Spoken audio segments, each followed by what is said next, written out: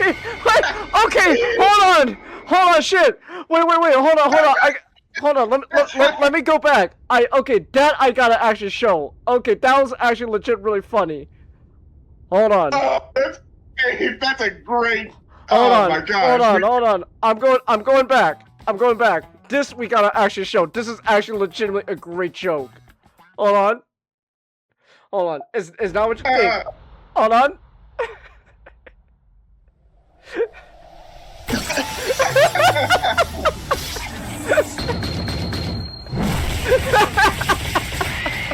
Great. Oh my goodness. Con, do you think would be sad enough to use a chatbot to talk to? Do I have to say it?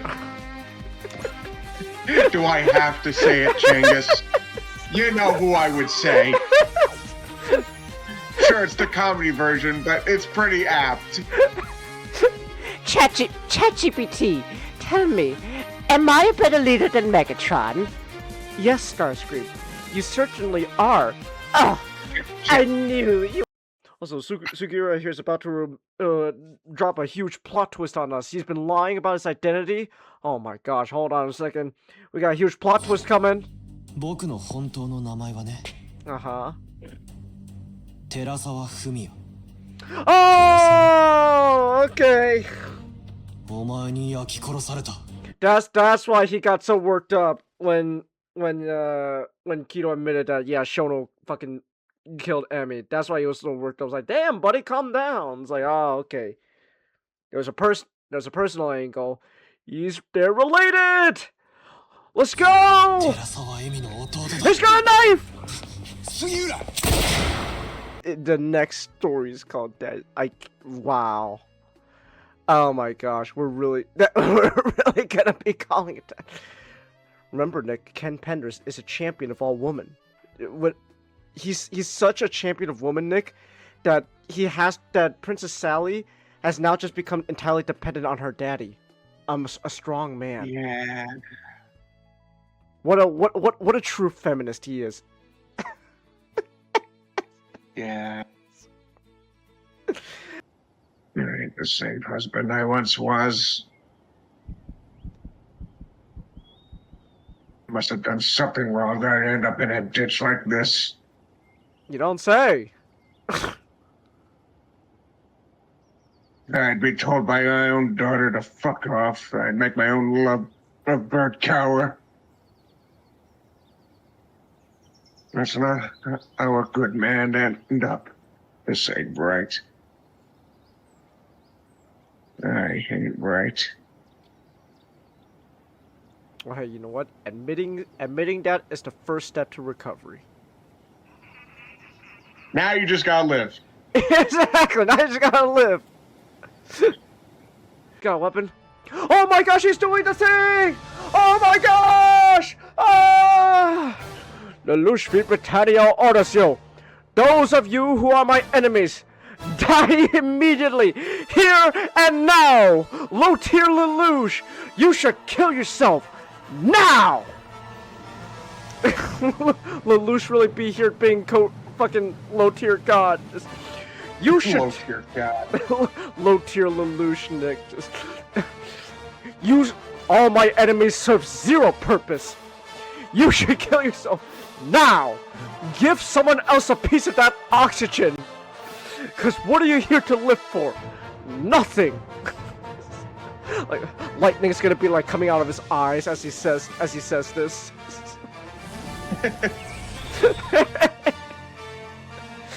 Oh my gosh. Oh, no, I hear him. He's crawling his way back up. Persistent, aren't we?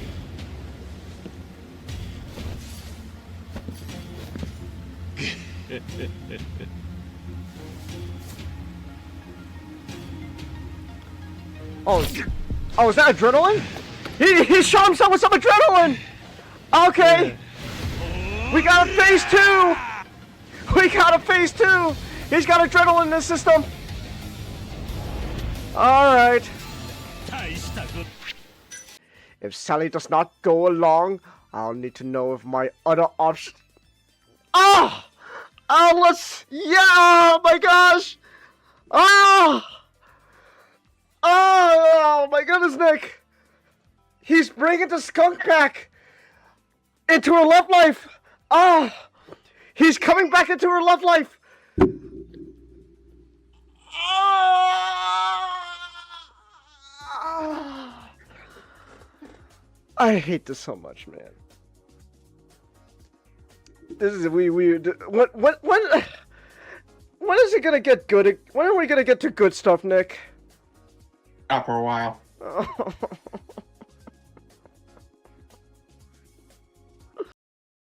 2.5 years later.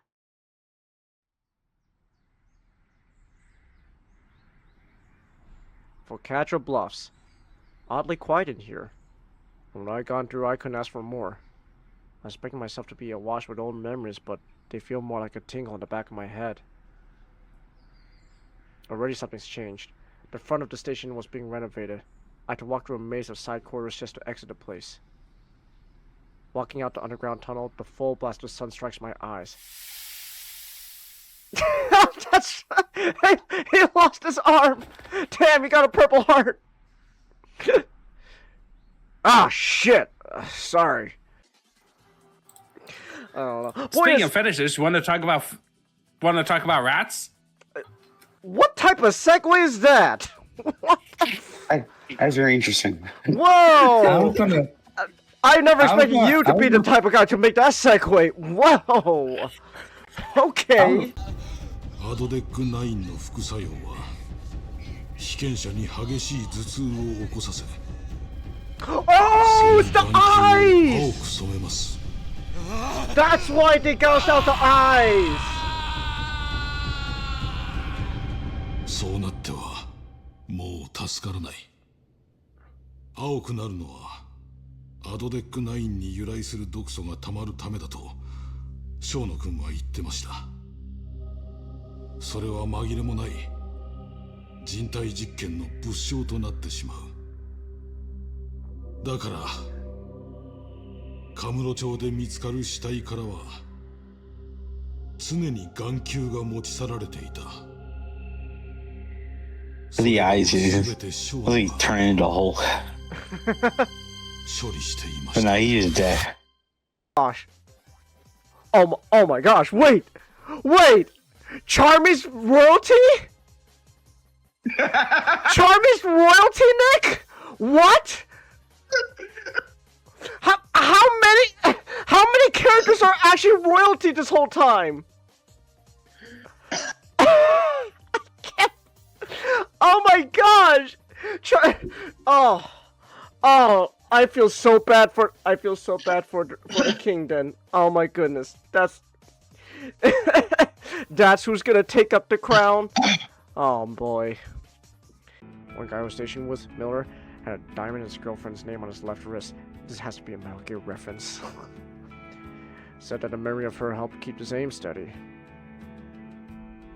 Cute. She tapped away at the surface of my wooden prosthesis. Can you feel it? Try a little higher. I pointed her near to where my stump be beneath the wood shell. It's as bizarre as it is for her, getting accustomed with it. I try not to personify the damn thing, but it was a long few months in therapy. With my unit gone and my duties revoked, I became a nobody again. Now that I'm back, maybe I'll finally stop. Gave it a name yet? I've got a gut feeling you gave it a name. Ah, shit. Fine, it's... Oh! It is a Metal Gear reference! But anyway, so back to King Arthur. Back to King Arthur. So, Sorry, Arthur, you got a license to pull the sword out of the stone. You got a license for that, mate? well, we're not. So here's the thing: we're not talking about King Arthur. We're talking about one of his knights. But Excuse me, the Gareth. other source that I wrote. I'm sorry. I gotta get out of my system, man. It's just such a ridiculous thing to like need licenses for all this stuff, man. Gareth, you got a license to join the round table. You got a license for that, mate. Well, technically, that's kind of what the story is. Are you serious? So, 今ジョーがしょっぴかれるわけにはいかね I see where this is going. え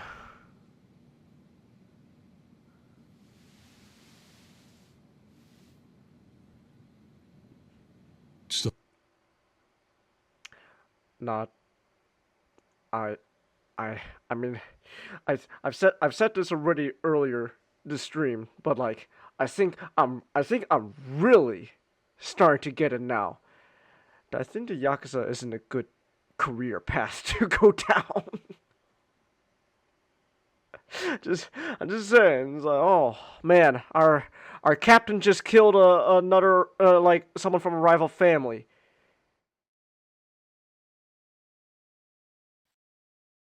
But no, that's just Macross. 100%. I was gonna say, no, it may look like a Mac. It may look like a Mac, but through the international copyright laws, it is not. Still, we should treat it like it is Macross. But it isn't. well, in the lore, they basically says that the Macross mech sucks in the universe. Wow.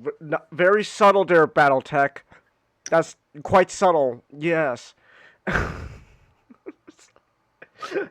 How subtle, Battletech. You're transforming robot? That's lame.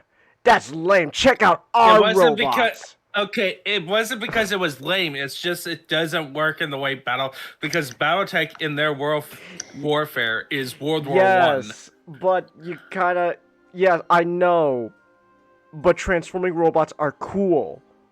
So it's just and look. I'm gonna be 100% honest. Them saying the very clearly Macross looking robot is not that good compared to our original robots. Very subtle there, Battletech.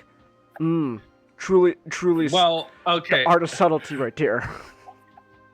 Well, no. So when I say Macross design, okay, so the Phoenix Hawk itself is okay, but the thing about the Phoenix Hawk, it doesn't transform.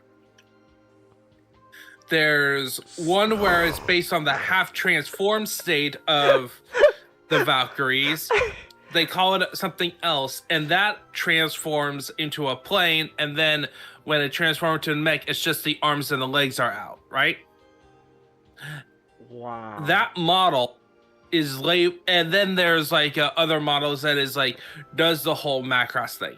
They are considered failures because of how everything works.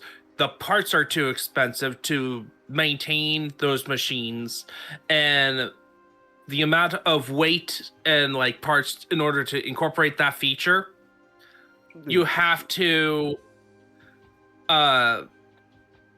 you might as well spend that to just build a dedicated fighter or a dedicated mech, because it does both jobs poorly compared to just having one design, because there's the way it works is that it's too heavy to be a good aerospace fighter, and it's too light for its weight class to be a mech. Man, this is just... I'm looking up the Phoenix Hawk. This is so shameless. This is so shameless. They're not even trying. Well, okay, they're kind of trying. Some of the art is like they're kind of trying to like change it up. Yeah, the updated models does it a lot better. But kind of distinguishing it. But like but the other ones is like, nah, this is so shameless. That like I'm almost kind of impressed by how shameless it reminds me of how like I think it reminds me of how Hasbro was so shameless. Like, you know what? Your Macross toy, Japan, guess what? Just straight up, new Transformer. How do you like that? and then Robotech came in and they're like, I we'll would sue you. say the best original IP like transition from the IP is actually from I think Macross from the same series, but it's like the enemy units. So this is a Marauder. Wow. I see. And this is like one of the better, like one of the best mechs in the setting, like most popular. Wow. Of course, they made the Chicken Walker the best mech in the set. Because the way the universe works is that the mechs are giant robot tanks. They're not, and So would a Metal Gear straight up be like revolutionary to this guy? Like they see some philanthropist just walking around, they're going, oh my god, gosh. no, they would actually Metal Gear would probably be considered at most a medium mech. Damn, they don't. Sorry, Kojima. Rex is not a top tier mech in BattleTech. Sorry, Kojimbos. Try again. Well, okay, when it like no, well, it's remember we're going by tank rules. Like just because you are a medium mech, that doesn't mean you suck. You're It bad, just means, yeah. You have a role. Yeah, like you could take on the bigger stuff. It's just more of a challenge because your role is To be different. fair with Rex, he has a nuke. But that's also an armament that could be put into an urban mech. Sorry. The Transformers arrive in the BattleTech universe. Sorry, Optimus Prime. You suck. Our BattleTechs can curb stop Megatron. Okay, I think Transformers would be different because they are living metal, and also they have like Optimus Prime. Are you stupid? Yes. Our BattleTechs just curb stop Megatron. I guess you're stupid.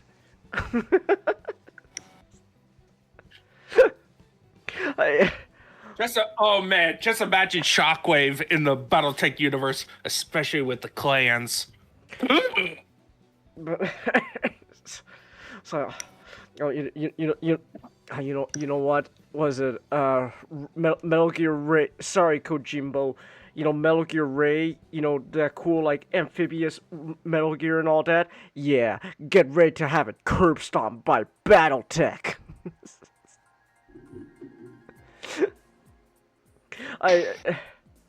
Look.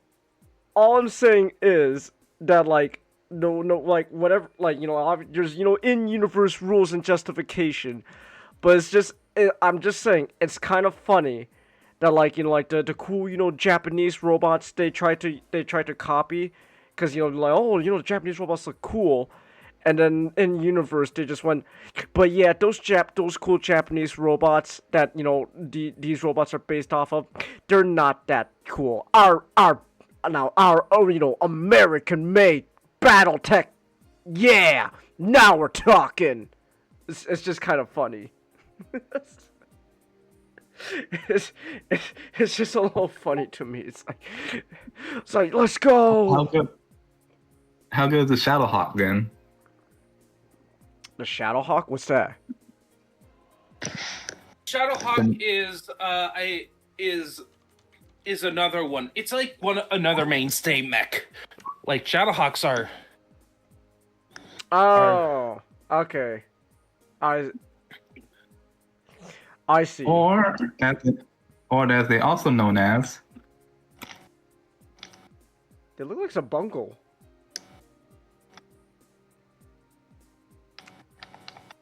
Yeah. Oh, wow. Yeah. That's just straight up.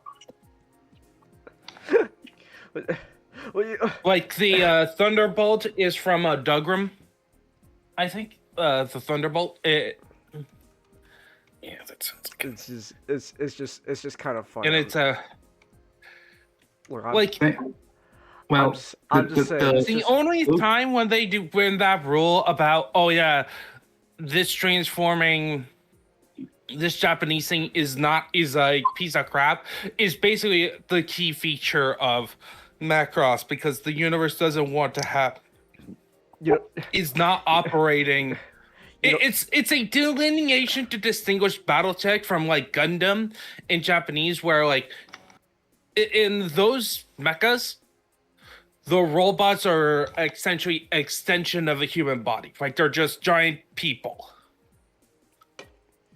that you can rip apart without having much trouble with, but they are like highly maneuverable and all that stuff. you know, BattleTech is way more into, we get like the ridiculous heights of like, you know, you want with your giant robots, but they're treated as war machines with basically mobile gun platforms with an occasional chance to punch the other mech and curb stomp them. you know. Meanwhile- BattleTech's gonna bring in BattleTech's gonna bring in a new robot that looks just like a scope dog from Votoms, and they're gonna make that like, oh Actually- yeah, this thing's like the coolest thing ever. Hell yeah.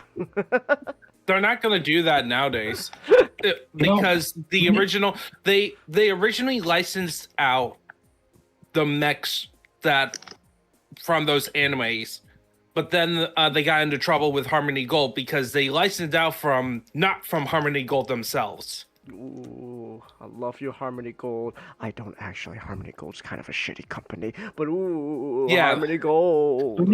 Which is why they were labeled unseen, where they were part of the lore, but they couldn't make models for it. They kind of phased them out, but by that time, they had the clan soft stuff going on, and plenty of their own original robots. Funny you mentioned. Oh wow, that is just Votoms. Well, I was about to mention. Funny you mentioned that. That is just Votoms. They would attempt to make a tabletop Votoms game here, but some reason when the deal fell through, so another company just rebranded, what's the word? Restructured it and created their own universe called Heavy Gear. Heavy Gear. Wow. You think BattleTech? You think if like Gundam new types were in BattleTech, they'd be like, "Sorry, new types, you're a Japanese concept."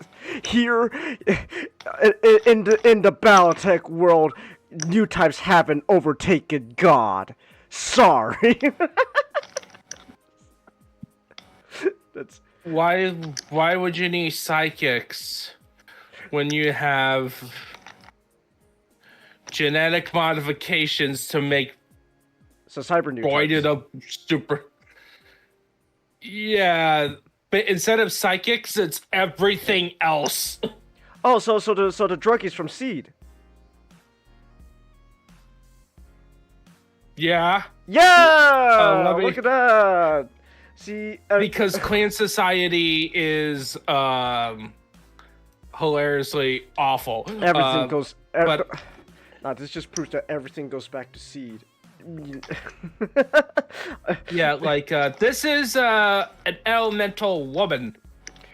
Kira, And elementals wear basically power armor that fights mechs. Wow. Kira Yamato died for our sins.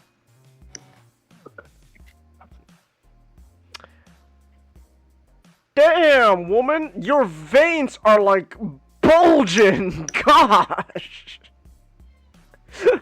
Like, I'm okay with my girls having some muscle on them, but like, when you got like them veins bulging out, like, nah, that ain't right.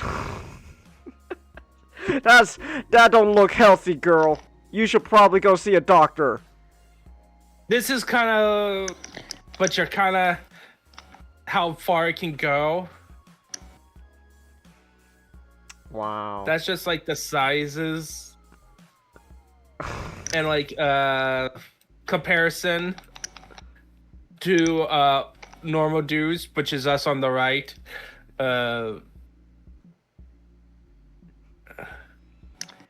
Like some fan artists, kind of just to get you the general vibe of how far they go into Damn. to it. You are specifically genetically bred to be. Battletech's gonna introduce new power armor that's just like the Iron Man suit, and they're gonna go, sorry, the Iron Man suit's a little too non-militaristic for our taste, so it's actually pretty crappy.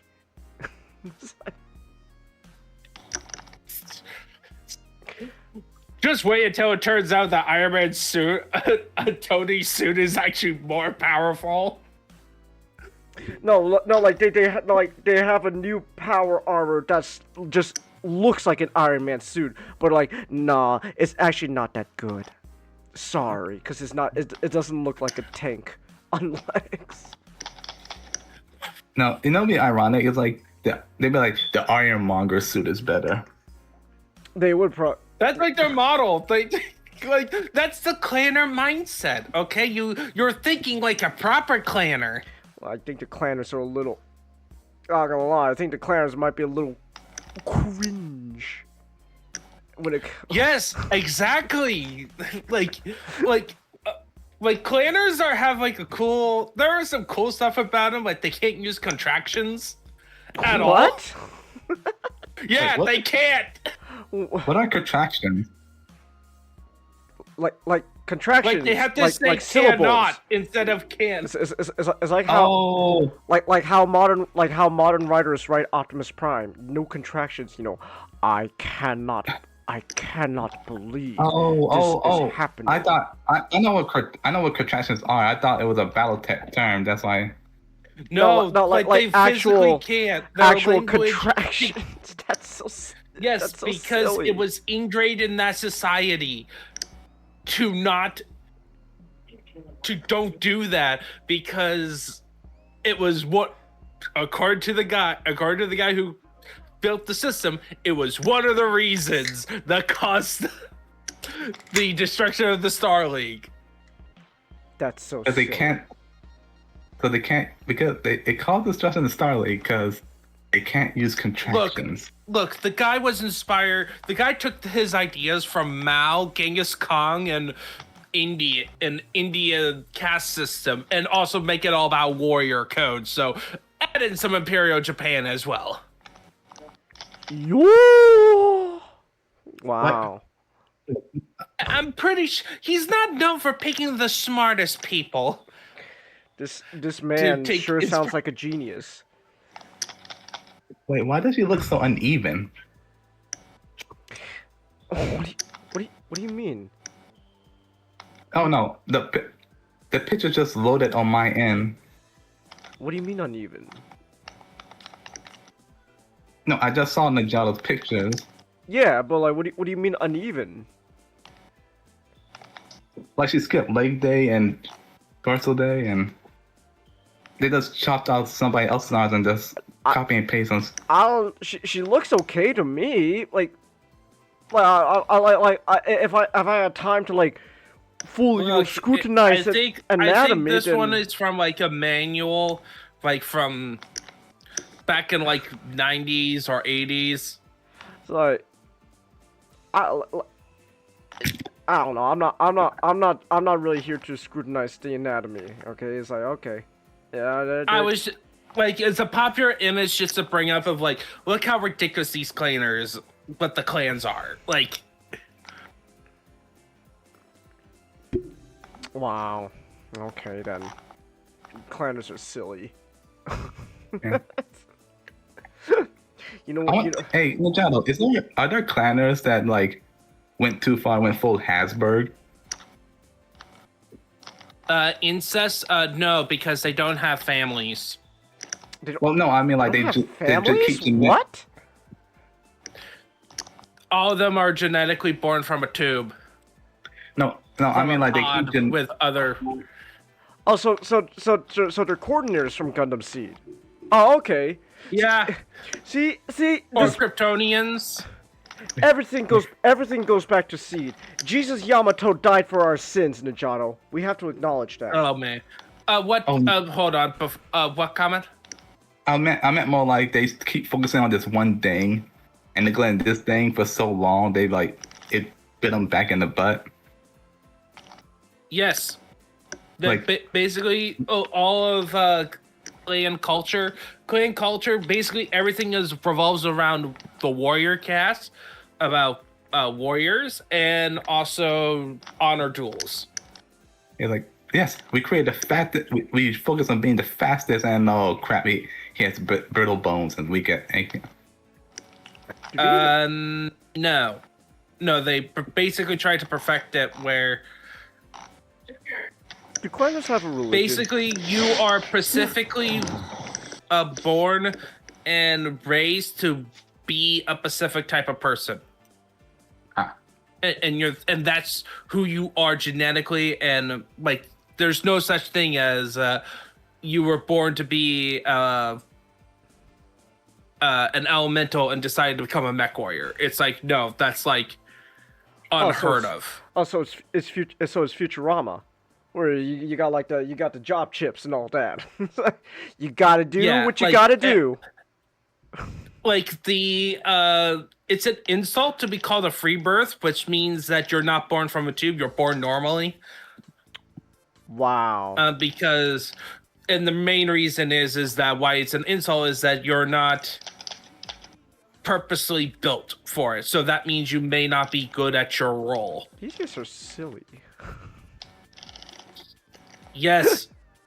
Yeah. Planners are supposed to be weird, and they were the antagonists for the longest time. And like, essentially, you want to play Clanners if you are in the warrior mindset, and also they have like the best tech in the setting. Oh, okay. By tonnage, not by battle value, but anyway. Do they even have a religion? Yeah, they worship Kerensky. Okay. It's basically, but they don't worship him as a god, but he is such an influence in their mind. Like, take nationalism to the extreme about one dude. Oh. And they're yeah. Sorry, Christians. Your Jesus Christ wasn't born in a test tube. Take that.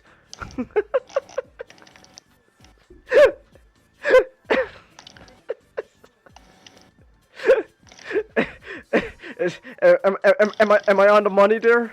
Am I on the? No. No. Essentially, like they do believe themselves as like some of them. It really depends on clan culture and which ones on this spectrum, but they do have like a sense of superiority on them, and that like they have like this fascination with the old Star League, and basically anything old Star League. Mm-hmm. That is what they revere most, though they do not have like a spiritual side to it. It's not, but they have like the same fervor as like Space Marines in 40K. Yeah, that a lot. Okay. But they would, but would they look down on Jesus because he wasn't born in a test tube? They would look down on him for being free birth and being weak, and also that his religion is would be against the will of is the source of conflict in the universe, and against the will of Kerensky. Why? I just wanted to say all of this out of context is fucking hilarious. It is pretty hilarious out of context. What, Ninjato? Why didn't Jesus just rip himself off the cross if he's the Son of God? Is he stupid?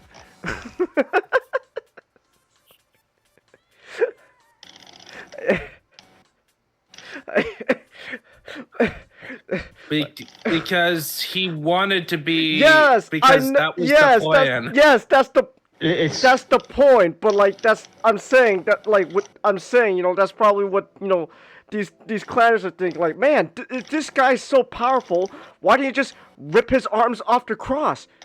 Is he stupid? More of like, why did he allow himself to get captured to begin with?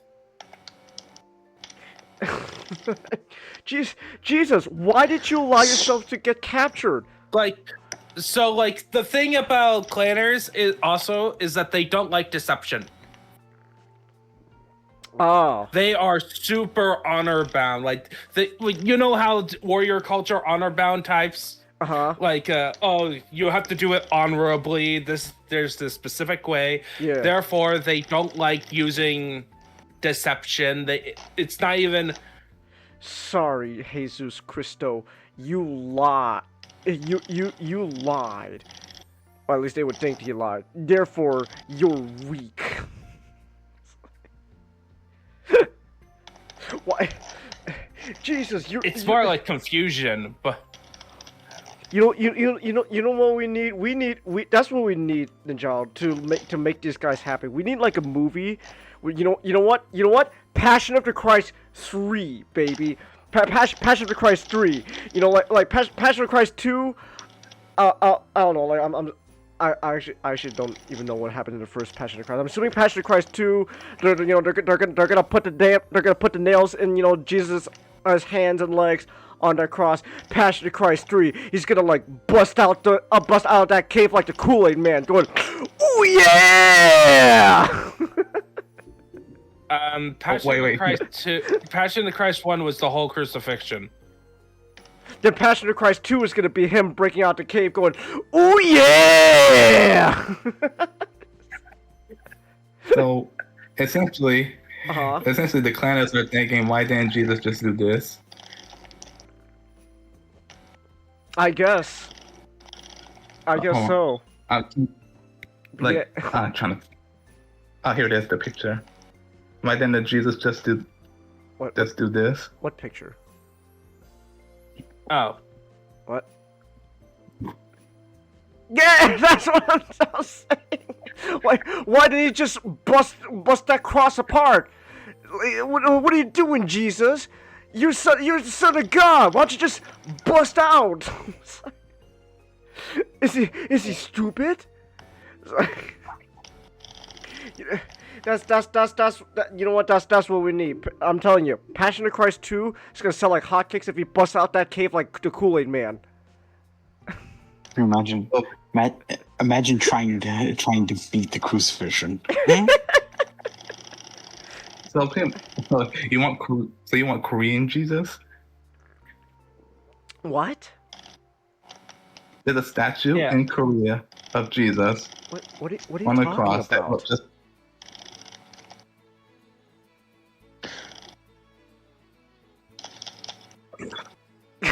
Okay.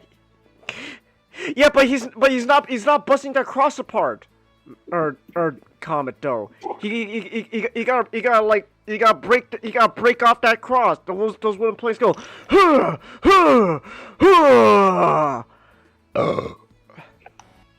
It'll sell like hotcakes. I'm telling you. It looks like Stelio Cocktails butter. That's good. Stelio. Yeah, Can you not see it? I'm telling you, Najado, that Passion of Christ 2 will sell like hotcakes if that happens. You know, Jesus, he busts out the wall like the Kool-Aid Man, and you got like the Stelio Cantos theme playing in the background, but it's like, Jesus Cristo, Jesus.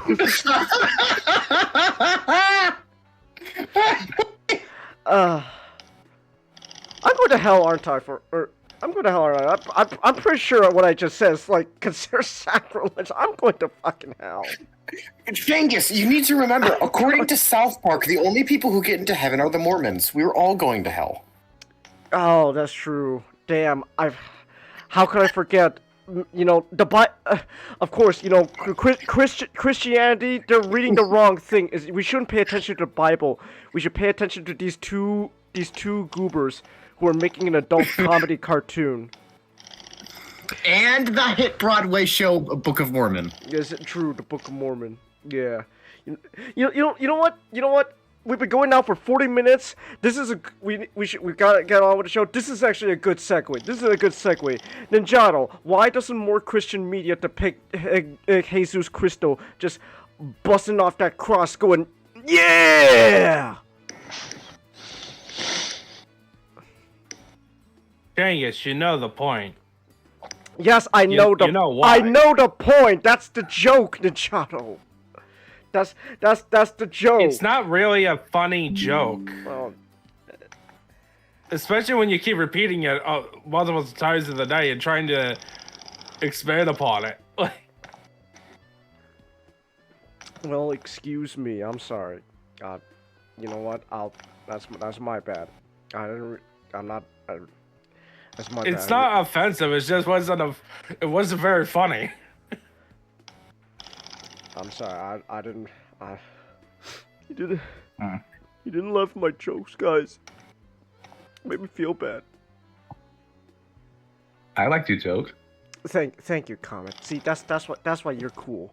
That's anyways, anyways, but really, we do need to get on with the show. What's going on? You want to talk about like Christian media in general? Yeah, it was because of last week's discussion. Right. With comment about the horror film, and it's like, I might as well just do kind of further talks about it. And I kind of pick Christian arts in general because it's kind of more of like a lament about comparing to. We have like the influence of Christianity and the arts so much in our history. Like if you go to an art museum, most of the old artworks you're gonna see that are there were made with religious purpose. Yeah. Like, medieval Renaissance, and even in like modern times, it's a frequent topic of discussions. Like a lot of our basically up till 1960. Well, 1900s. You can argue 1900s. It's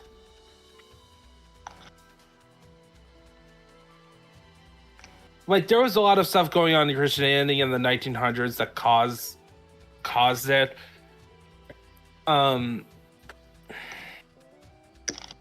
And like I was just looking at it at Wikipedia about there was Christian films, and like some of the films that were labeled Christian films was like, no, that's not it. And like for the most part, the common topics covered, of course, is the life of Christ, right? Uh-huh. Whether it's the Nativity, the Passion, or that famous Christian histories. Luther is a very common one. Martin Luther. And then just modern day stories. And you can look at throughout all the decades, it's pretty similar. And barely any topics about Old Testament. Like some stories gets covered in time periods, other times they aren't. Like most of the time it's not covered. Not all of the surprising amount of Old Testament is not covered. And also the tone most of the time, like the only times you can get the more serious works in Christian art in terms of film is either in adaptions of like books like Lord of the Rings and Chronicles of Narnia, Bible films, or the preachy films. One of the things I kind of noticed as I was looking back is like there was a lot of a tie between the Christian films they made and Southern Americana. Okay. Like the stereotype of like God in America is always tied together. God, American country. God, America, and country. Why does Butter look like he's And a ghost? so it's Chelsea? like you can't. So it's like you like there was like a cover of a film that it's supposed to be about Christmas, and on it it's like they have the American flag on it. And then like one of the most popular franchises in the Christian world in terms of getting multiple sequel is God's Not Dead. Yeah. Yeah, and a couple of them is one of them is literally called We the People. And they're all just art is supposed to be challenging to because as I kind of mentioned before in like other topics or like in our general conversation, art allows us to escape so that we can confront issues that we have in a new perspective. Like that is the baseline of art's job. And I just feel like in Christian art, for the most part, they just want escapism, as in, we're going to make ourselves feel good. Like, even in a lot of adaptions of the Bible, it's sanitized in some way. Okay. Like, the most creative so far in terms of projects, in terms like I talked about the David film, how that sanitized David, in my opinion. But the only time where they do a bit more creative stuff right now is The Chosen. And there's some stuff that I've seen it and I liked what I saw. But there's also people who doesn't like a lot of the change additions to it. Like, they made Matthew autistic. Okay. All right. They hinted at him being autistic. And you know what? I'm just which saying. I don't mind. I don't mind that, but of course, the autistic guy would want to get a job dealing with numbers, Mr. Tax Collector. Right. It's a little bit dumb. It's definitely like stupid, but people kind of view it as like it's offensive because I just think today Christians don't have the Christian church is not trained to be artists. And we see that in the reflection on the stuff they rather stuff that gets funding and popular. Like you're in the films, you're rarely gonna have a film like Beyond the Mask, which is a historical drama that has like this superhero-ish flavor to it. And they came out in 2015 and I really enjoyed it.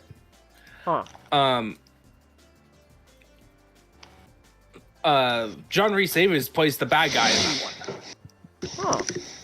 So, yeah, but instead you got like films like a company called Sherwood Pictures. Basically, it's a church ministry. by two brothers called the Kendrick brothers, and they make films, Christian films, and for decades, and it's the whole family friendly angle. Mm-hmm. They're basically sermon illustrations played out in a film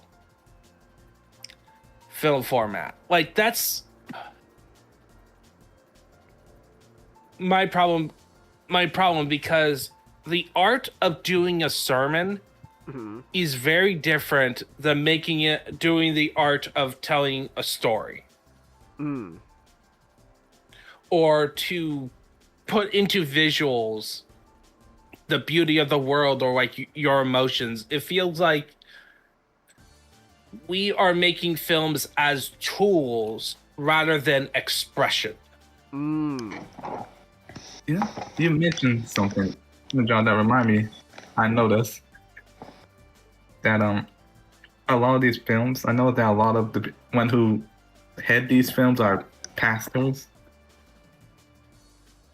Yeah, pastors are rich, or like I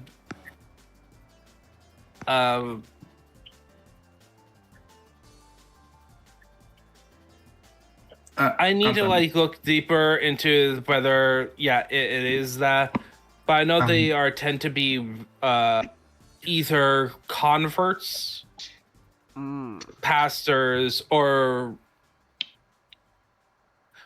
were funded by people. Like, they tend to be funded by a certain group of people, like the rich people who wants to progress the gospels. So also you got famously Kirk Cameron makes a whole bunch of films. So you got like a person who was in Hollywood who became a Christian. Let's make some Christian films. And it's very I was saying, expand what I meant by multi-palette. That also, what I mean by multi-palette, that most of them also aren't trained in the arts, so probably don't know how to do storytelling that well. Am I in the ballpark there? Or I don't think so on that one, because anyone can tell a story and work on it to over time. Like the Kendrick brothers has been doing it for 20 years now. I just think it's the objective. It's one of those things of like the objective matters. Like a lot of us met around the whole Comics Gate thing about people in comic books, or like in our entertainment putting left-wing ideology into the stories which resulted in the stories not being good. Yeah, that was when I was right. Yeah, but that was like when I was like really in a hyper political phase of my life. Yeah. But it's the same principle, the same issues. It's the same exact issues that's going on with the Christian films, like the core problem, which you see a lot of YouTube videos out, like YouTube channels pointing out, this is the problem right now with the Christian media. How this is a lot of the times the goal of Christian art nowadays is they are targeted towards people of the church, but they are trying to be treated as evangelistic tools at the same time, and they are scared of going into the deep topics in the gruesome way. Only like in recent years where we have like Sound of Freedom and some other. I remember one thing where like we're going into the topics of human trafficking.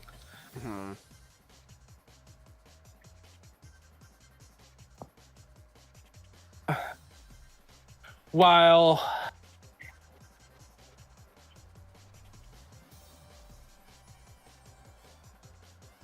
I just think that's not that shouldn't be like the most creative, allowing you to do the most fictionalized imaginative fiction should not be relegated to the animation department and aimed at kids. We don't have like that creative energy into making a lot of deep, like explicitly Christian. We want but more Lord of the Rings, less rapping with Jesus. Well, yeah, but Yeah. I also want Right. the Bible if I want to make a film about the Bible, I want the film to be about the Bible. No changes. Like any addition is to serve the story that's already in the text. If it shows explicitly not safe for work content, non-family content, we show it. We want honest portrayal of art. It's that, The children. it's must also, you know, Oh.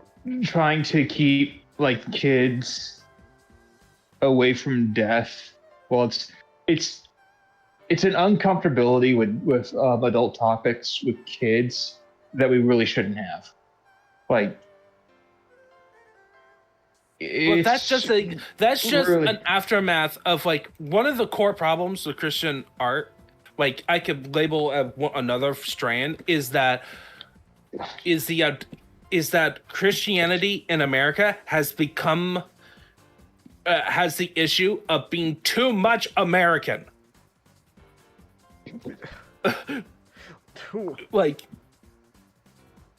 as in we are not willing to question certain mentalities in America, certain presuppositions about, for example, productivity. So Martin Luther came up, the Protestants came up with this term, Protestant work ethic, right?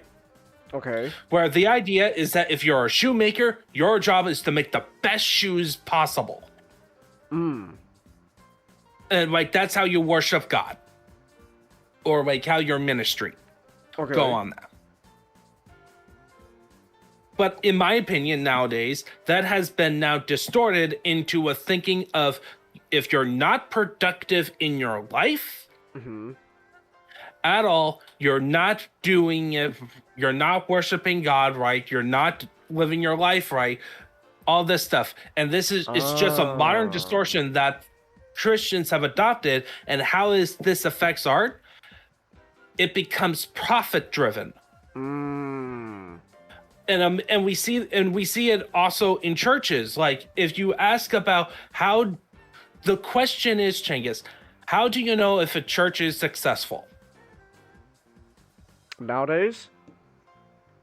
What do you think? What makes us a successful church? Well, I would assume a successful church would be, I guess, if it's successful in, spreading the message of Christianity. But I guess now... What's the metric? Metric? I don't... to these people, it's going to be numbers in the room. Numbers in the Yeah. room. Okay. That's been what's going on. Like, that's why you got like the cases with churches for like in the late 80s, from like the 80s to nowadays, this mentality of church growth. And that's why you have like this idea of a seeker-friendly church where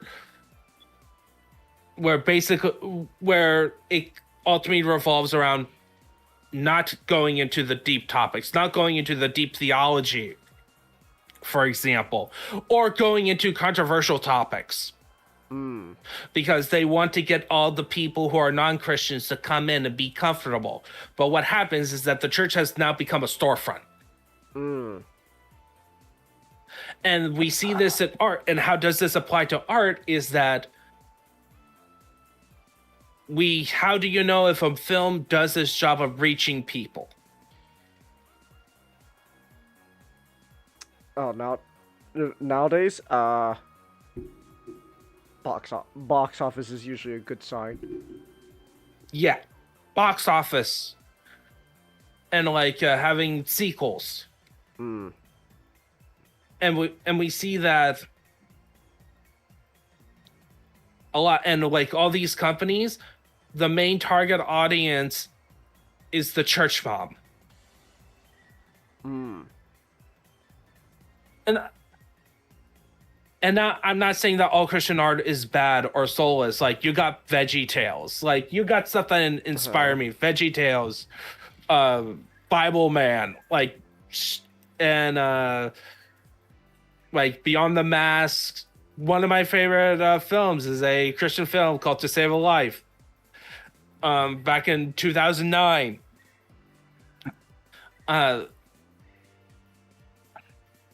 Like, and like a Miracle Maker is one I talked about. I talked about plenty of other Christian films or Christian related films that I really enjoy. I just wish we had comparing nowadays to what we had in, like, you know, the long history of Christianity, and show the influence of how Christianity, and then also, like, if you're even just narrowing it down to Protestantism, Protestants, how we made music that lasted through ages, that worship God. That, by the way, a lot of our early songs were from bar tunes. We converted bar songs into worship songs. Huh. I did not know that. Yeah. Yeah, old bar tunes. Huh. Like, this was mostly in the Reformation period. So like, Martin Luther did a couple of that. But, like, I wanted more. I want the Bible on film and shown the whole truth. Like, no punches back. And also, I want to see creators showing faith in film. Like, I want to see, what would a Christian take on Devilman be? Okay. Like, or like, because, you know, one thing about literature and art is that they're all talking to each other, to other previous works. Like Paradise Lost, Milton, we are still hearing conversation about modern day artists basically talking back to Milton through their work.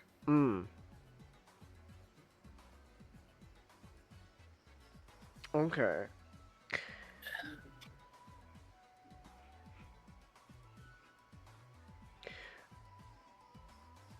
Oh no, Nick. What do you mean, Chelsea? What's wrong with Nick? Nick dropped out. Nick dropped out and he's back in. But he's back, so don't worry. Reminds you of this meme, edgelord, where one guy's like, "There's no good Christian media. It shows the worst looking CGI Christian shows and movies possible." And other guy's like, "You're not looking in the right place." And it shows Lord of the Rings and Narnia. Yeah. And also, you can, if you say media, you bring out books like Pilgrim's Progress, and Pilgrim's Progress is like the classic example for allegory, and you got Paradise Lost, like, and then you bring out like all the paintings back in the medieval period. The Divine Comedy. Yeah, and the Divine Comedy, like, Divine Comedy, like, that is like reading through the Magic store, reading the Magic comics, like, that is like direct inspiration from the Divine Comedy. Oh. Like, think about, like, Limbo is like, you're not in heaven or hell, you're basically, it's supposed to be more like purgatory, but the imagery is hell imagery. And it's the concept of a person being, like, you know, the whole sin there's sin aspects and losing of innocence to the story, which is like a direct correlation with Paradise Lost, because part of Paradise Lost is about Satan tempting Adam and Eve to sin, and Eve is written to be innocent.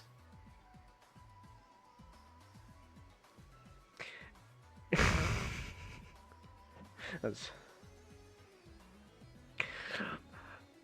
All right. No, I get what you're saying. Like, I want to. We have like such an opportunity. We have so many tools out right now. Like, I know people don't like it, like AI, like to help. Like we have, yeah. We have the resources and the skills. I just don't. I wish that Christians have like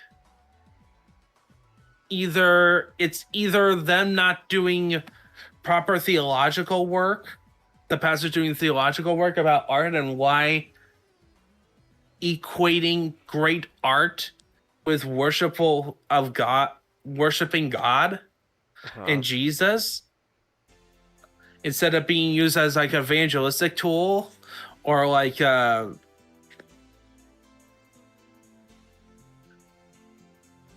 or a propaganda piece. I like art should be like Christian art should be the expression of our faith to the world and our good and therefore if we want to be the best witness, we present the best stories and the best art and the best music, best painting, best book as we can be. Right now, it's not a high bar, so if we start doing it, like it is getting high on some areas. It is getting better in some areas, but it's going to be a while. Yeah. Still, there's not a high bar to clear, so the door's wide open for people who are able to get into it. It is absolutely on the fucking floor right now. I don't think it's that low, man. It is like it is like. I'm not sure if it's still falling, but it's like Marion's French right now. I think if you're looking, listen, just because a handful of movies, just because a handful of movies and games are good, doesn't mean that we are in a good environment. Oh, I think there's a bigger thing when. Oh, if you're talking about environment, I think there's a bigger problem going on than just only a handful of things are good, but yeah, which right now, there's a reason why there's only a few things that are really getting to be big hits. It's because the bar is on the floor and they're, just being at least bare minimum, so they're getting popular off of it. It's a bit of a negative mindset. I'm not being negative. I'm looking at the situation as it is. It sucks, but that's how it is. The vast majority of stuff that comes out right now was just horrible slop. And that's being polite. Well, all right. Here's then. Well, speaking of slop. Well, hold on a minute. Hold on a minute. You're not. I'm not allowing you to transition to dissing Tubi. I'll have you know Tubi is a great streaming platform. It's a streaming slop platform. Of course, there's gonna be slop in it. I've used Tubi to watch some Transformers stuff in the past. Tubi is that is good. You know what? Comment. This is your topic. Back me up here. Preach. You know what? This is. You know what? Transition time. Preach to us why Tubi is actually a pretty good streaming platform. It got everything. Like, it got shows on here that I haven't thought about in years. It got a lot of stuff, man. Like, You for know what? I example, guarantee you what's going to happen. what? Once they conquer the streaming market, they're going to pull the rug out and they're going to make it pay. No. I'm trying not to be negative, man. No, they This is me being all right. This is me being negative. that is 100% you being negative. If Tubi decides to get rid of the whole free thing and make it a paid subscription, they're dead in the water. Yeah, look, one thing. Okay. Well, you see, it's gonna happen only after they got rid of the competition by being so. I don't know about that. I don't think Tubi's gonna be changing. Okay. Sorry to see your thunder comment.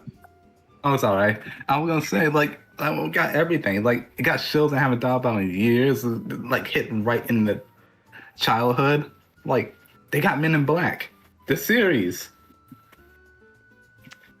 Dude, Tubi also recently they acquired they acquired the rights of like a bunch of old like Cartoon Network shows that they can now show now. Yeah, they got Hellboy, the animated series. I mean, Hellboy animated. only two Little movies. Bear movie. Huh. I haven't thought about that franchise in years. And they got they even got Blue Submarine No. 6. And they got a bunch of old anime. They got Lupin the Third, City Hunter. It's pretty great, man. It's really funny to think that, like, you know, HBO Max had its second Great Purge, and like now everything and like everything kind of trickled down to like Tubi, and even now like that allowed the Looney Tunes to be shown on Turner Classic Movies. Yeah. We got, like I said, they got all the Saturday morning or early morning cartoons from the 90s and early 2000s. Like, they have Dragon Booster. Heck, there was this one show called Legend of the Dragon. I just saw like the cover. I'm like, got hit by instant like, oh yeah, I remember that. Man. Yeah, like, look at it. Like Tubi's got a lot of stuff. Like the. Oh yeah, like here we go. I have, like, Oh look, it has Gundam Age. Tubi's got a lot of Gundam stuff. Why did they bother getting Gundam Age? Oh! You know what's funny?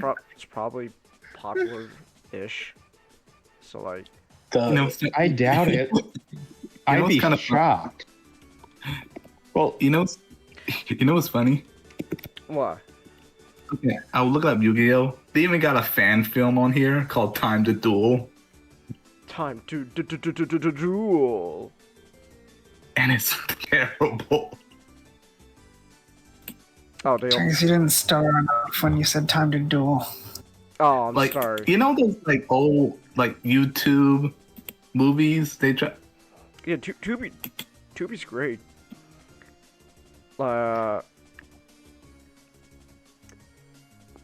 They only got Gundam X and Age. Okay, those are only two Gundam shows, official Gundam shows. And then I see your Ronin Mecha comment. So, ooh. Oh, they even got Ronin. They even got Ronin Warriors too. Like. And hey, I got a question. You ever saw? Huh? And you ever saw Dragon Booster? Dragon Booster? No. What is that? It has Morbius. Changis. It has Morbius. Like, the character or Jared Leto? Jared Leto. the movie. Okay. Morbius. Wow. Why? And all right, also, then. my favorite. And then there even had like this this first time I heard it, this Jackie Chan cartoon called Jackie Chan's Fantasia. Tubi's fascinating because like it feels like Tubi's really trying to be the streaming platform that's like more or less just trying to be a big archive of like a variety of media. I was gonna say that it feels like an archive. Like they're just grabbing anything and everything they can, and just storing it in this one place. Okay. With Tubi kind of being like the first of its kind, with that sort of like just being like this free archive, kind of inspired like Pluto TV, where like Pluto TV kind of acts as a more hybrid, sort of a satellite TV / on-demand hybrid. And also like Peacock, but Peacock is kind of now bleeding into trying to be a premium streaming service. And now like every single company that like makes a TV now has their own form of like that Tubi Pluto TV model, like installed right on it. Yeah, and this kind of, and the only thing I have with Tubi that some of the series that had English dub is in Spanish. Like only Spanish dub? Yeah. No Wait. subtitles. Like, for example, Bakugan has an English dub, but the only language available is Spanish. Oh. And there's no. I mean, it's. No, I mean, Tubi's not perfect, but like, it's still. Yeah, I know. I'm just, that's the only negative I can think of. Like. Yeah, but. The only other negative I could think, like, at least like okay, the obvious thing that like everyone is gonna complain about with Tubi is gonna be the ads, because Tubi is a free. Because Tubi is free. Because Tubi is a free platform, but they still need the money to keep the thing running, so they run ads, and so that's always going to be like the one thing people are going to complain about, because nobody these days wants ads, but like really it's not that bad. Also just saying, Brave, at least the Brave browser has like a built-in ad blocker, and that usually does its job on Tubi. So Honestly, I wouldn't do that if you want Tubi to still be free. Because you want them to get yeah, the money. I'm obviously like, if you want to support Tubi, you watch the ads. But I'm saying, if you don't like the ads, you feel they're too intrusive, like there really is just an ad blocker. Like Tubi is a site that allows ad blockers in the first place, so they're aware that there's gonna be people that don't want to see the ads. Also, speaking of ads, it's like, I think Tubi would be a good challenger to Netflix and Disney. Nothing gonna take down Disney Plus and HBO, because like I was looking at the prices for Netflix. I'm like, okay, streaming services is just TV, and you're literally just paying for cable all over again. Yeah, it's like, oh, okay, so $19.99 a month with ads. Wait, if I'm paying that much, I don't want ads. For Disney? Wait, did they increase it to? No, I was just saying a number for Netflix. Oh. Let me double check. Hold on. Let me double check. I can look at it right now. Netflix prices, right? Yeah,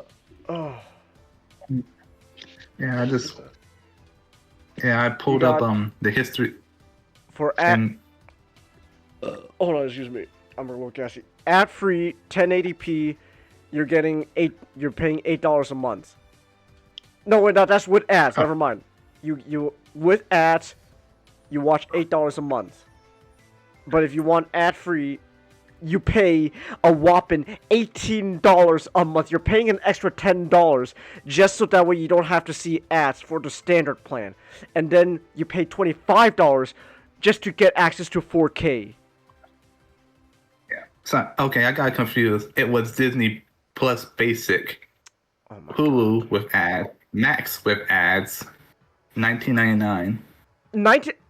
HBO Max? Oh my gosh. No, Disney. It's Disney Plus Basic with Hulu with ads, Max with ads. Disney. There's no way. It's a bundle. Oh. Well, okay. Well, yeah. A bundle's obviously always going to be more expensive because you're included. I thought you meant like just like for like HBO Max alone. Like no. Of course, with a bundle, yeah, you're gonna get You're gonna be paying more because you're paying for Disney Plus, Hulu, etc. You're paying for more, so obviously it's gonna be. It's more like if I pay more, I don't want ads. No, because you already taking my money. I'm pretty sure you're taking my data too. A Disney Plus and Hulu bundle is $12.99. And that's with ads. You want it ad free, you're paying $20. And then but also for 20 but if you want to include ESPN for $20, then you're going to have to watch with ads. But if you do want to include ESPN with that bundle but you don't want ads, $30. Like Disney, this is just Disney, please. This is egregious. This is terrible. And yeah, like the Disney Plus and Hulu HBO Max bundle, yeah, that's $20. And then if you, with ads, you want it without ads, $33. $33. And you gotta pay internet on top of that too. Yeah, then you probably have another stream. Yeah, probably got another streaming service to watch this specific show that's not on Disney Plus. So that's probably like an extra $10 at minimum. Like that's not even including like annual plans. Dear God, like you. Oh man, if you want to watch NFL Plus alongside everything, the premium, you're looking at what, like $55 a month.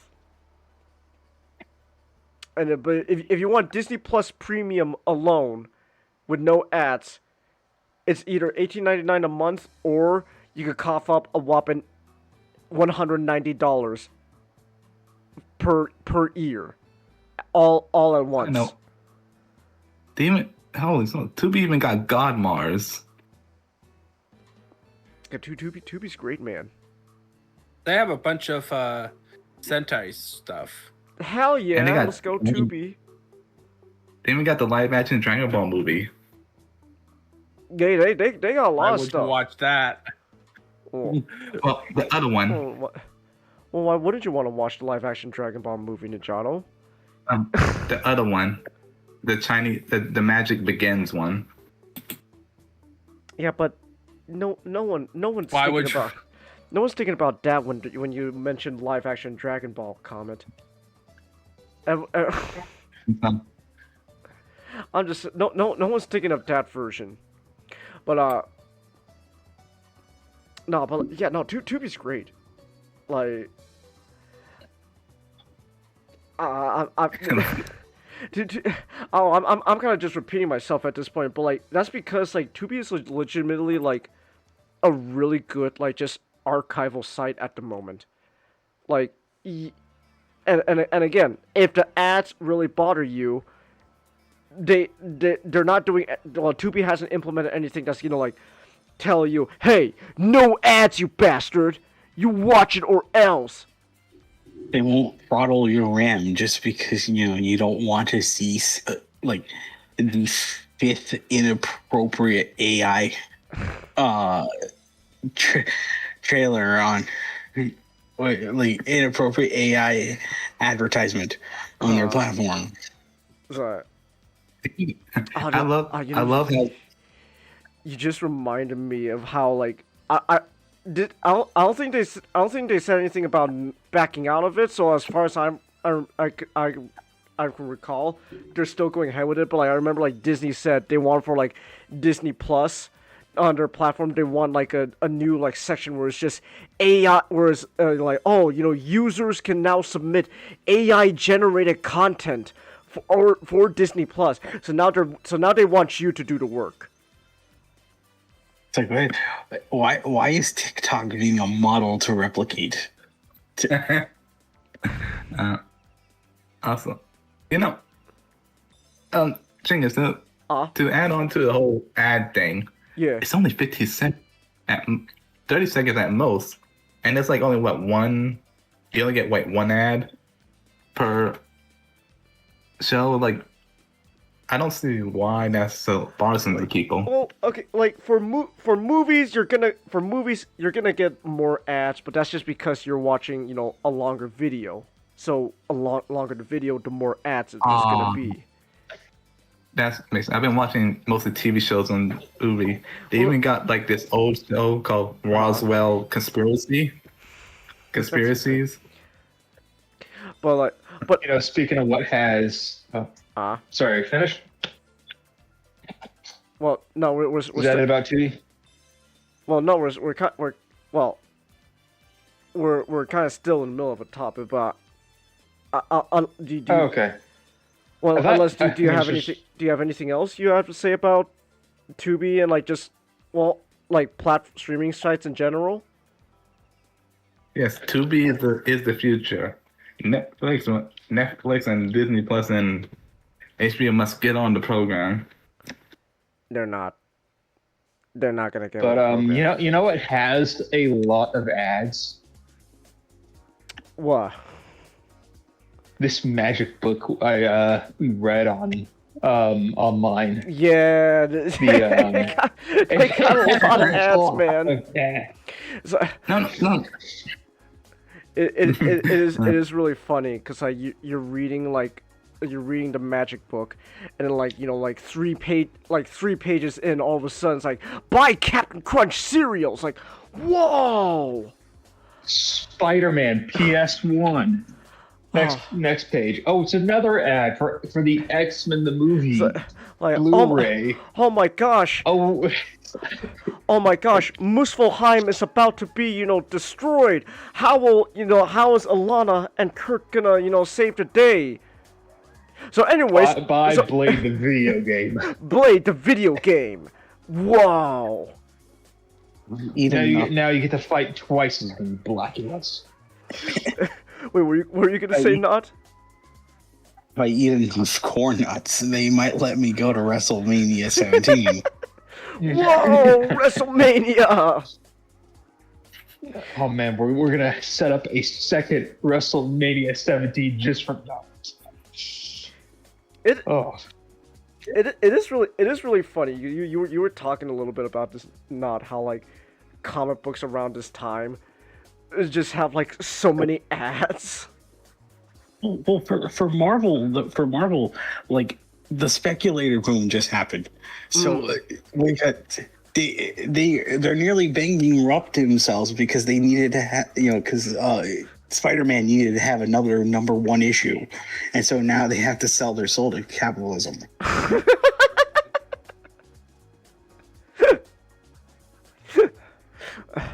Oh my gosh! Like Marvel was almost in like death throes around this time. So yeah, I'm not surprised.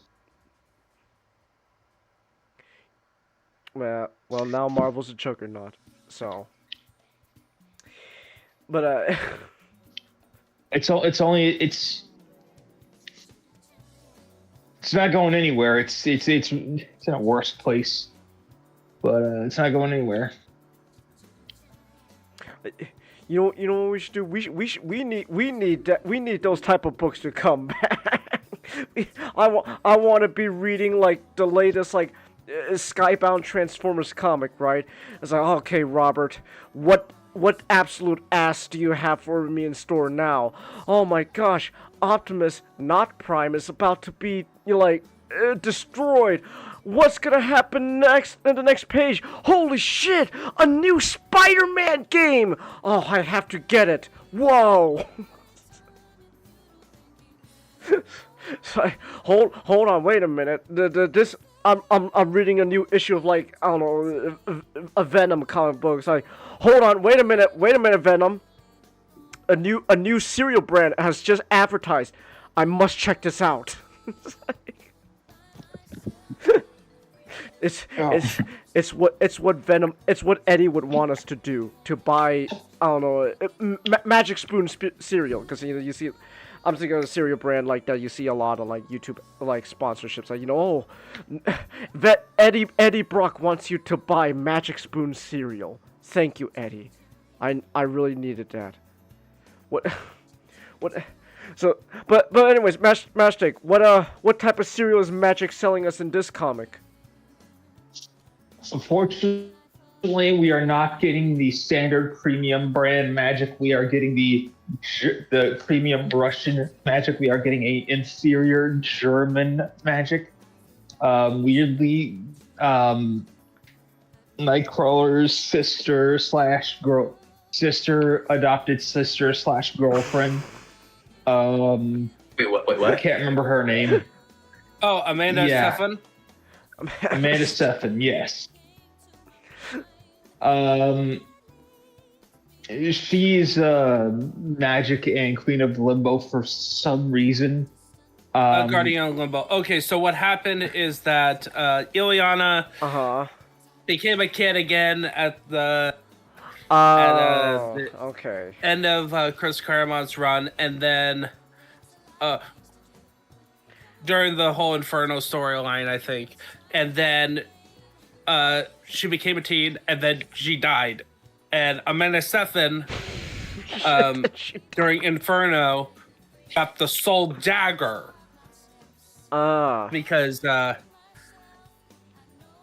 Because she was used, I think, as one of the Bloodstones for Magic's amulet. I think it's something involving her. She had like a connection. She ends up basically taking her place, seems like. Because Sim was trying to take over Limbo. Blah, blah, blah. Right. Weird Limbo stuff. Fun. Yeah. It's, speaking of weird Limbo stuff, it's just, there's this weird threat in the middle of the, so the reason why we read this is because for Ninjato's podcast, Comic Crypt, we were supposed to do the 80s Magic miniseries, which was 4 issues. I did not know that this existed. All the rest.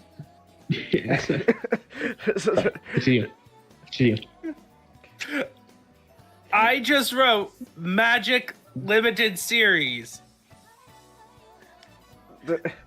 And apparently what everyone else looked at was the 2000s when they Googled it.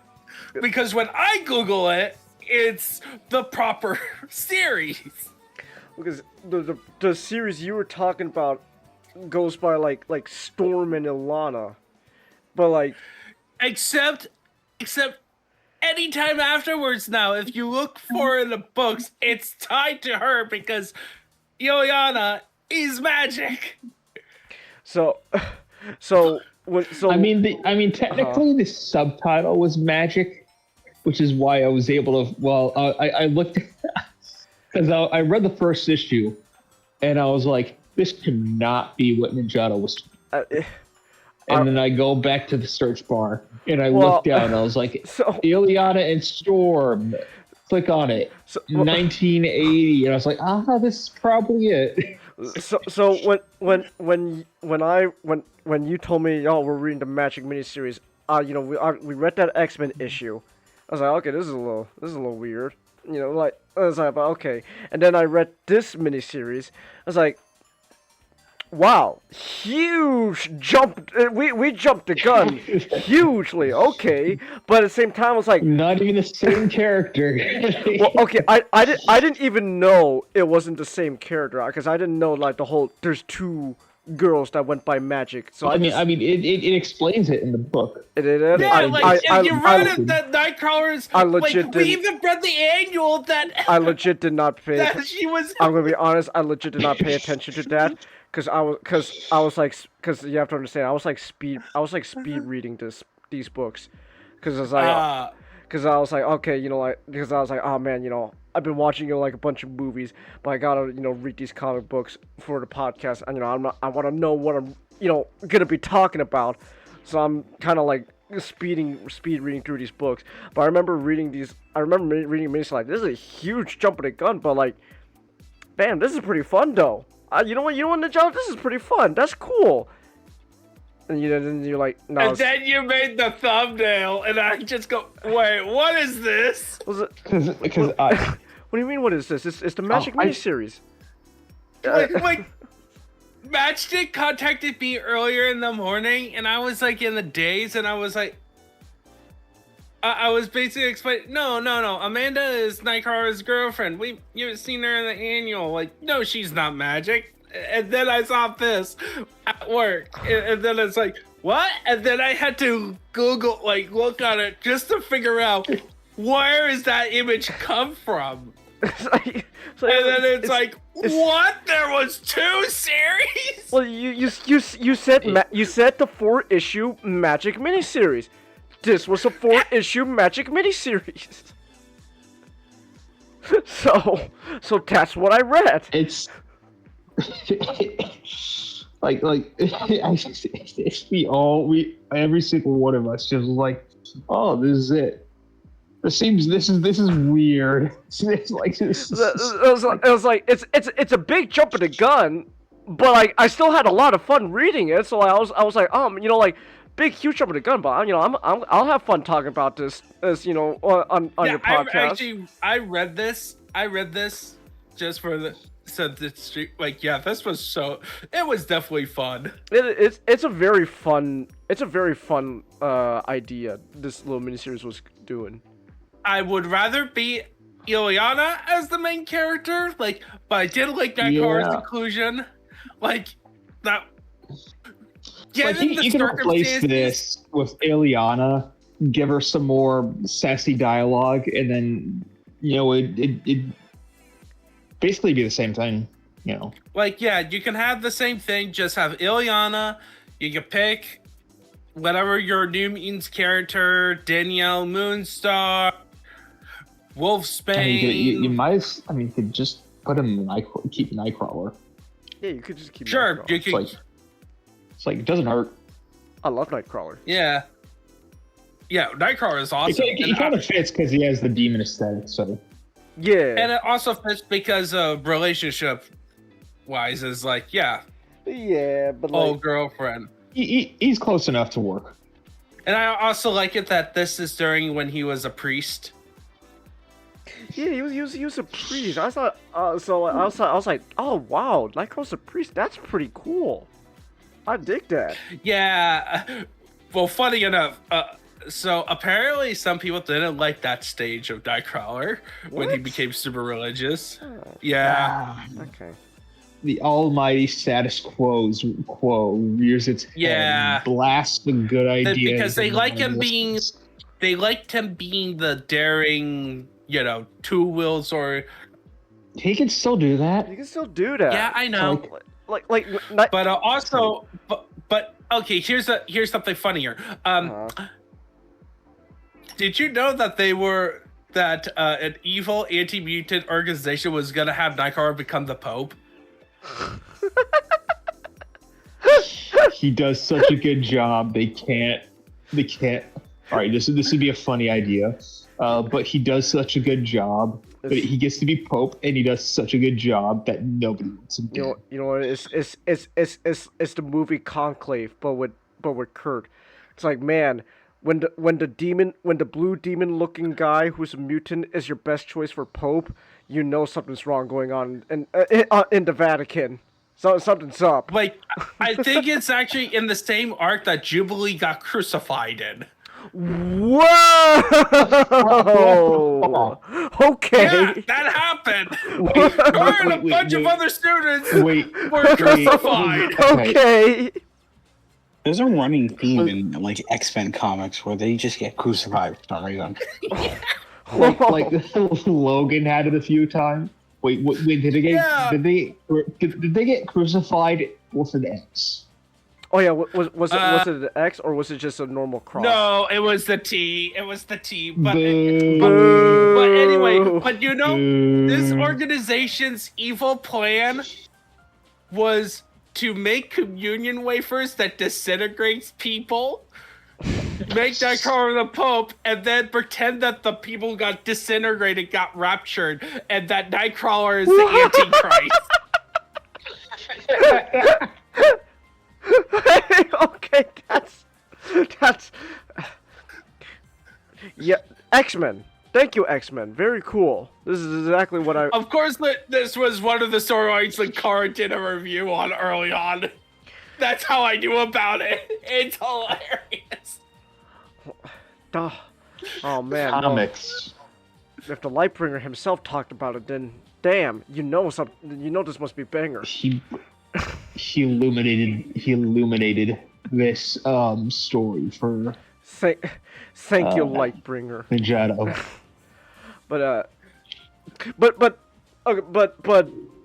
So that's really fun. But point is, I really dug the idea of Kurt being a priest in this miniseries. I was like, oh, that's a cool direction to take his character. So it was a very simplistic story. Like, there's not too much going in with it. Mm-hmm. But you know, we got this mysterious force that's wiping out all the sort of magical realms, and you know, Dormammu and Mephisto and all the rest have to team up with Magik to stop it. That's basically it. Let's just, you know, I don't, nobody's gonna read this aside from. I think we're the only people in the past, 20 years who have read this series. So, who cares about spoilers? You know, it turns out it was one of the. It was her fault. It was her fault. It was Skynet. Magik accidentally created magical Skynet.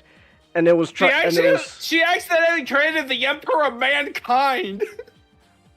It was Skynet, and Magic Skynet from the future came back in time to destroy all of the the hell realms like Limbo and all that. No, well, actually, what it was is that she was having a friend making a computer program that mapped out Limbo so to do her job. But what happened is that because she created that and tied it to Earth because of magic BS, it instead created an entity that just goes destroy everything. It's like Skynet and like the entity from Mission Impossible, but magical, and it's destroying all the the realms of the the underworld. Yeah. Well, which by the way, did not explain. I didn't think it explained probably why that is a bad thing. I guess the implication is that if all of if you destroy every being that's holding these individual hells together, they're just going to spill into Earth. Yeah. That's the only thing I can think of is she said if he consumed, he'll be being an absolute power. So it's okay, invade Earth. To be I guess, or like like now the demons have nowhere to go but Earth. So, ooh, well, to be yes, comment. I mean, to be fair, in the comics, Terminator comics, Skynet did build the T Infinity. The T Infinity. Da, da, da, da, da, da. Da, da, da, da, da, da.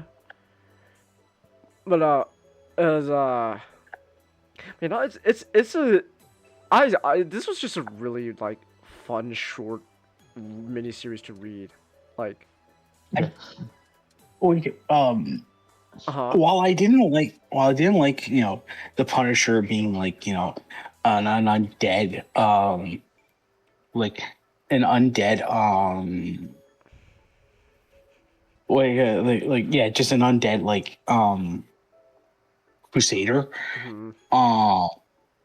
Like I love like how they kind of branched off, and like in Marvel, just the Flatiron Building is this this gate to the occult and limbo. Because like the Flatiron Building is a very interesting building. It's a building that the front is a hair, looks like a hair's width. There's an interesting sort of there's an interesting architecture to it. So you can imagine it's like, oh yeah, you could use that for spooky stuff.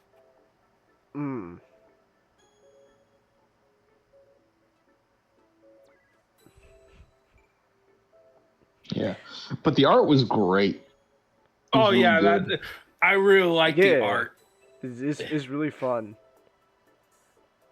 I did also like Amanda Magic's design for the most part. Yeah, it's very a little bit more reminds me of- covered up, but it would be 10 out of 10. No. She has more skin showing, but it doesn't emphasize her lady parts as much. Yeah, So it and I ends like up that being little less cloak. bloody. Her cloak helps too. Yeah, I do it's think the it's- thing. It's a funny thing. You can wear like a bodysuit from head to toe, and and it can be the sluttiest thing ever if it's emphasizing the right body parts. I do think it's. But then you can wear like what she's. But then you can like wear what she's wearing, and then it's just like, I mean, it's sexy, but it's it's not really slutty. It is kind of funny though that like the big like demon horns and all that just screams like, oh man, yeah, we're still like, yeah, this is what I remember, that 2000s Edge. Now we're talking. Like it's actually directly on the 2000s, so it would be late 90s. Yes. Late 90s Edge leading into that early 2000s Edge, like, yeah, now we're talking. when I saw when I saw her design, I'm like, the first that I immediately went to, I'm like, oh yeah, that's right. Lady Death and Spawn was really popular around this time, so Marvel needs our Lady Death. She reminds me of Angela a lot. The design. I actually looked it up to see if it was Dan Abnett created Angela. No, it was Neil Gaiman. It was Neil Gaiman, yeah. And then the funny thing is that Neil Gaiman got in a hissy fit with Todd McFarlane, so he sold the rights to Angela was a character created by Neil Gaiman, used in Spawn, and he got in a fight with Todd McFarlane, so he sold the rights to Marvel, so Todd McFarlane couldn't use Angela anymore.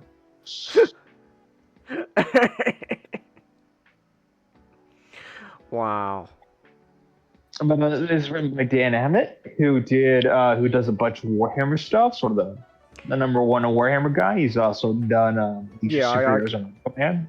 Yeah, when reading this, and when you told me that the guy who made this is now like writing 40K, I was like, yeah, I see it. I I see it. So, no, you fools! You can't just get rid of the chaos like demons. You've ruined everything. Oh, damn! This world sucks.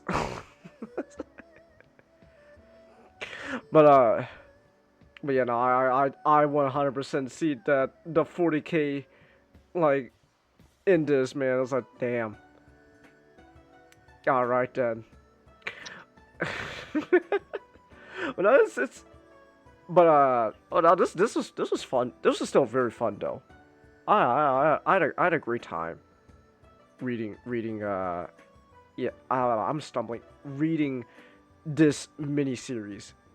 It's just a blast. It's a ball. It's just a fun little series, like nothing too. It's not like highbrow or anything. It's just a little neat story and. Yeah, it's like all right, now we're talking. This is fun. You remember when things were fun? Just saying. I liked all the cameos from all the Marvel magical heavy hitters. All the other underworld demons. I do like it how Magik had to team up with Dormammu of all people. Like that's the first guy. And Mephisto. It's like honestly, the Mephisto part. You're really hard pressed to find bigger sons of bitches than that in Marvel. The Mephisto one was the Mephisto part. Kind of was the one that kind of got me to crack up. It's like, all right, we got to team up with like actual devil now. Literal devil. Yeah. I was really wishing that they brought out Ghost Rider actually at some point. Like Ghost Rider. Dude, if Ghost Rider showed up, that would have been banger. That would have been that would have been like oh, Ghost Rider has to save Mephisto. Oh, that'd be great. Like, I would love it if Ghost Rider showed up. I think at this point it would have been a Danny Ketch. Like, oh, Danny's Ghost Rider. Danny's still Ghost Rider at this point. I think so. Okay, but yeah, nah. Like the hell is if Ghost Rider showed up, that'd be a blast. It's like, oh yeah, now we're cooking. Hell yeah, let's go. But but I liked but yeah, this was a very fun read. Oh, give me 1 second. I gotta just adjust in my seat and some stuff real quick. Oh man, it's kind of getting hot and stuffy again where I am, so it's leading to some issues going on. I gotta adjust and all that. I love. Well, I gotta head to bed. You going to have bed a good now? night, guys. All right. Yeah. Have a good night. Have a good night. Damn, he won't. Now he won't know it. Now he will never know if the One Piece is real or not.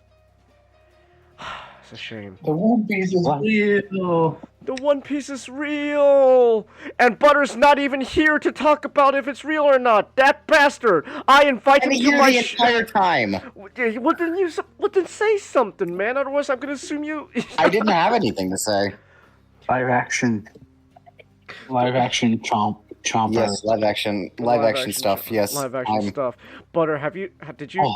Hey, Butter, did you hear about how Oda said like, oh, I know, like the real secret, the real like treasure of One Piece, is like buried underneath the ocean, and everyone in like less than 24 hours immediately figured like the general area of where he put it.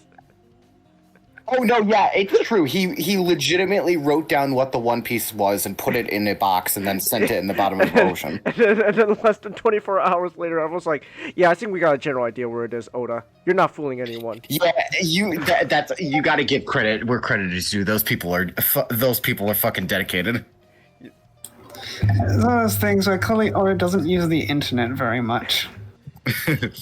Because people have figured out things with less information, like one photo, and people have figured out the exact place that photo was taken. It's like, oh, based on like the color of these pixels, I can tell that's like a specific. Literally, it's from quite a literally certain- based on like the sediment or the waveLength or the fucking like. They literally did everything. Internet. Don't like- underestimate. Wait, hold Don't on. There's a photo of the Coast Guard, the Japanese Coast Guard equivalent. He's in this area. They have to track it, so he has to get permission from the Coast Guard to put a tracker on it, and then they put it in the ocean for him. And It's great. Wait, Yeah. hold. I still- Wait, hold up that real quick comment. What were you trying to say, Not? I was say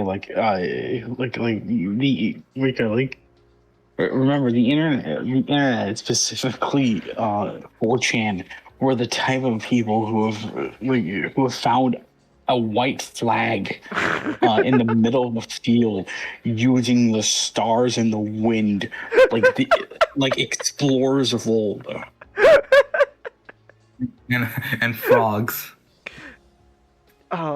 You know what this is reminding me of? This is reminding me of Pointless Hub Cody's Ready Player One video, where he was telling how like the writers of Ready Player One weren't counting on the fact that like over the years everyone on the internet has evolved. So like so it's like, oh man, you know, the first secret to Ready Player, the whole like treasure hunt in Ready Player One. Who would have ever guessed that driving backwards was the key? It's like, and Cody's like, if this was in the real world, the internet would have found out everything in less than like 24 hours. it was effectively written by a guy who never played video games and never used the internet.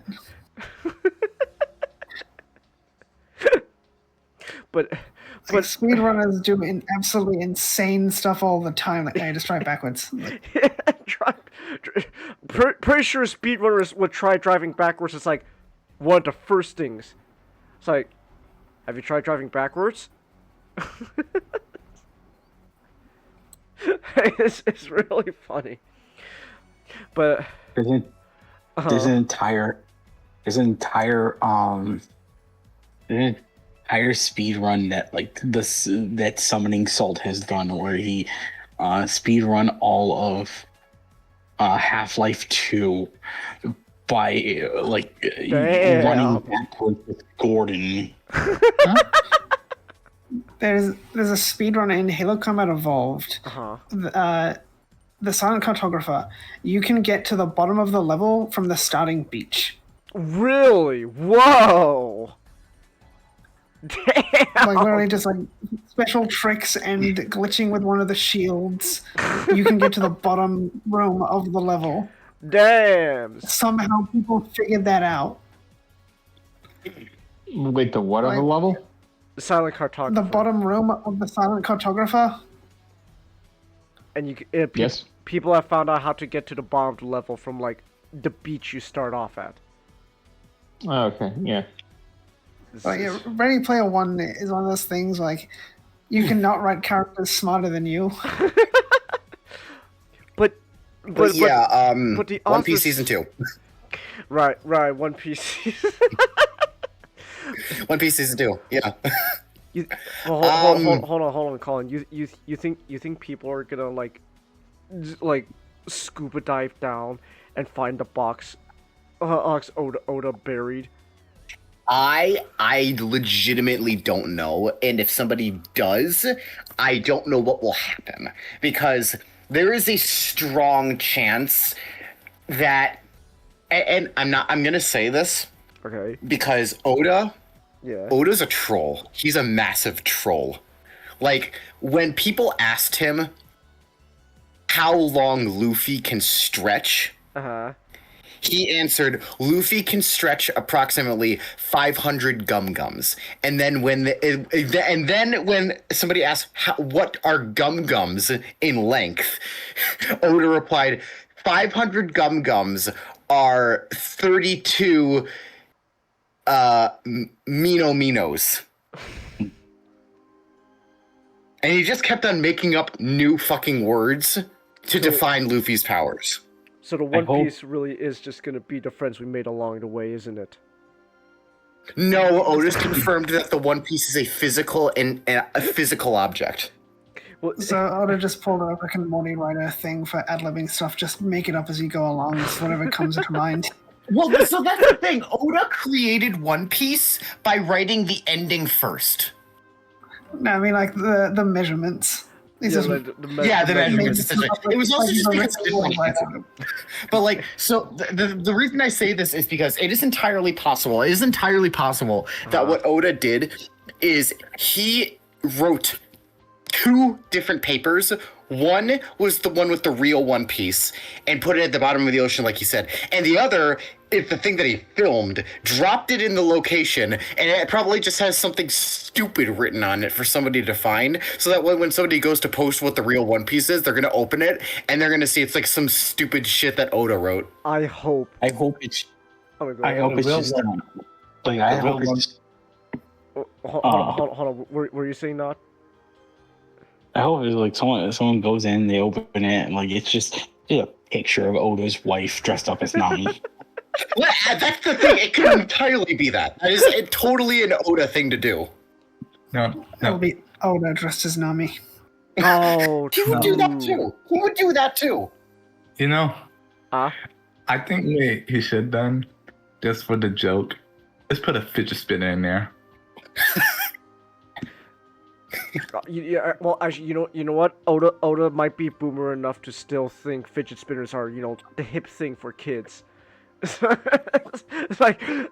you little snot nose breath still like fidget spinners, right? It's like Oda, that like fidget spinners was like 2010s, man. But Oda's cool. He's a nice guy. Like, he legitimately, he knows what he's doing. And One Piece Season 2 of live action is especially a fucking good reason to say that he knows what he's doing because, oh my god, this season was great. Okay. Season 1 covered most of the East Blue Saga. Season 2 covered the ending of the East Blue Saga and the beginning of the Alabasta Saga. Okay. And it was really, really fucking good. As usual, they kept to basically the same storyline as the anime and the manga. However, they made changes that not only made sense for the universe, but also changes that Oda himself would have wanted. As Oda has stated previously, the One Piece live-action retelling of the earlier episodes and or manga is what, looking back in hindsight, he would have wanted to do if he had written them previously. So Oda himself is pretty hands-on with this show? Yes, Oda is in fact, Oda stopped Netflix from making Chopper too realistic. Okay. We could have had a tragedy and we could have had Netflix fucking up Chopper's look, but Oda said, no, I'm stepping in. This is what he looks like. Like the early design for Sonic in the Sonic movie. Yes, exactly. We could have had an early Sonic design for Chopper, but Oda said, no, you're doing this instead. Okay. He's very hands-on in this. Alright, so he's pretty hands-on. Yeah, and as I said, there are changes that have been made, and these changes are not only accurate to how the world would have worked, but it's also lore accurate as well, because several times we have been told in the future, let's say 500 chapters later, Oda tells us, hey, this character that you just met, he was actually in this area while Luffy and the gang were also in this area, but he was in the background. Huh. So we get that in season 2, where there is a character that shows up far into the future in the first episode of season 2, and nobody expected him to show up.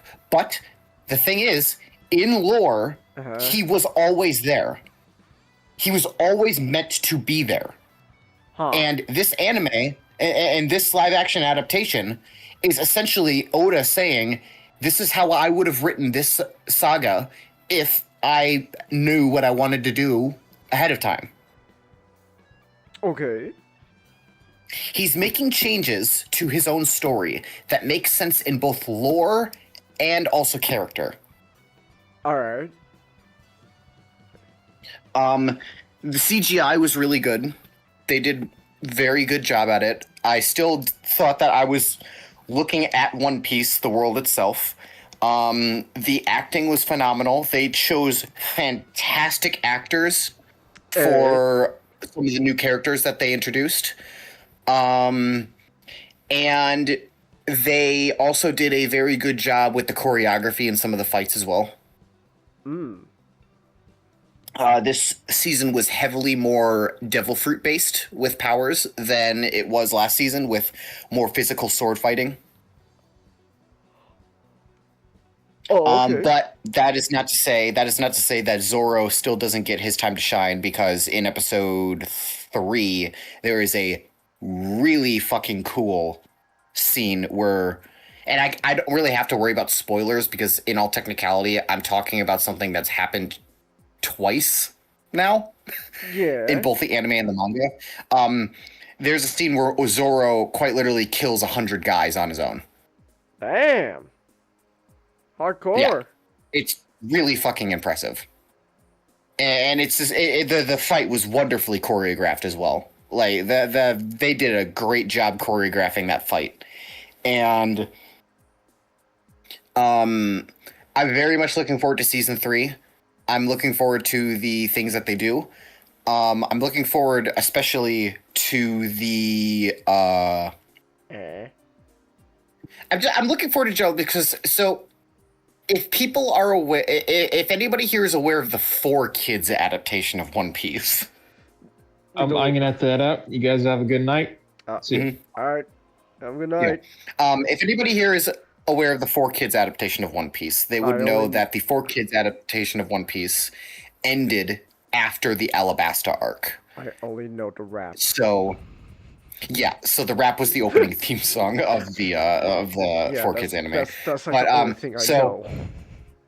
Yeah. So the 4Kids adaptation of One Piece ended during the Alabasta arc. Okay. It ended right after that ended. So, quite literally, the ending shot of the 4Kids dub is a giant pirate ship falling from the sky right onto the Straw Hat pirate ship. Oh, fun. Yeah. Yeah, so, in some twisted alternate universe, the Straw Hats just fucking die. So, like, the funniest thing about, back in the day, anime licensors in the West, they bought anime in bulk. So it's like you didn't get the license to one show. You usually got the license to several different shows, and that was cheaper. So it's like in order for 4Kids to get, I think, Fighting Food on, they had to agree to get One Piece. Oh, man, I remember Fighting Food on.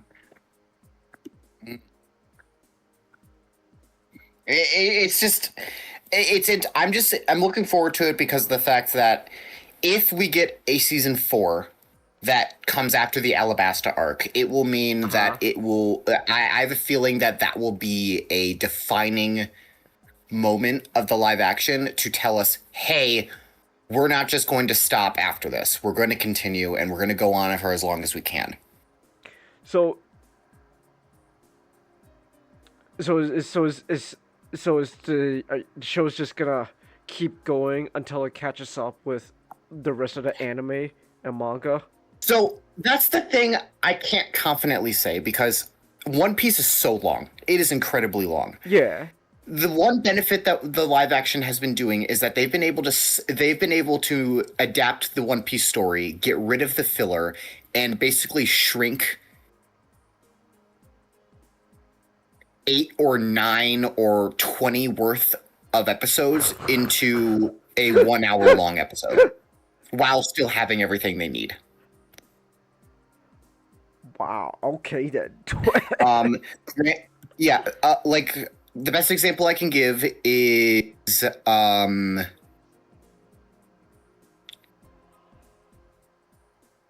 the opening of season 2, the Log Town arc is separated into how long? Let me look. The Lockdown arc. All right. So the Log Town anime episodes were 7 episodes in total, 45 to 48. No, wait. 45 and 48. No, so episodes 45, 48 to 50.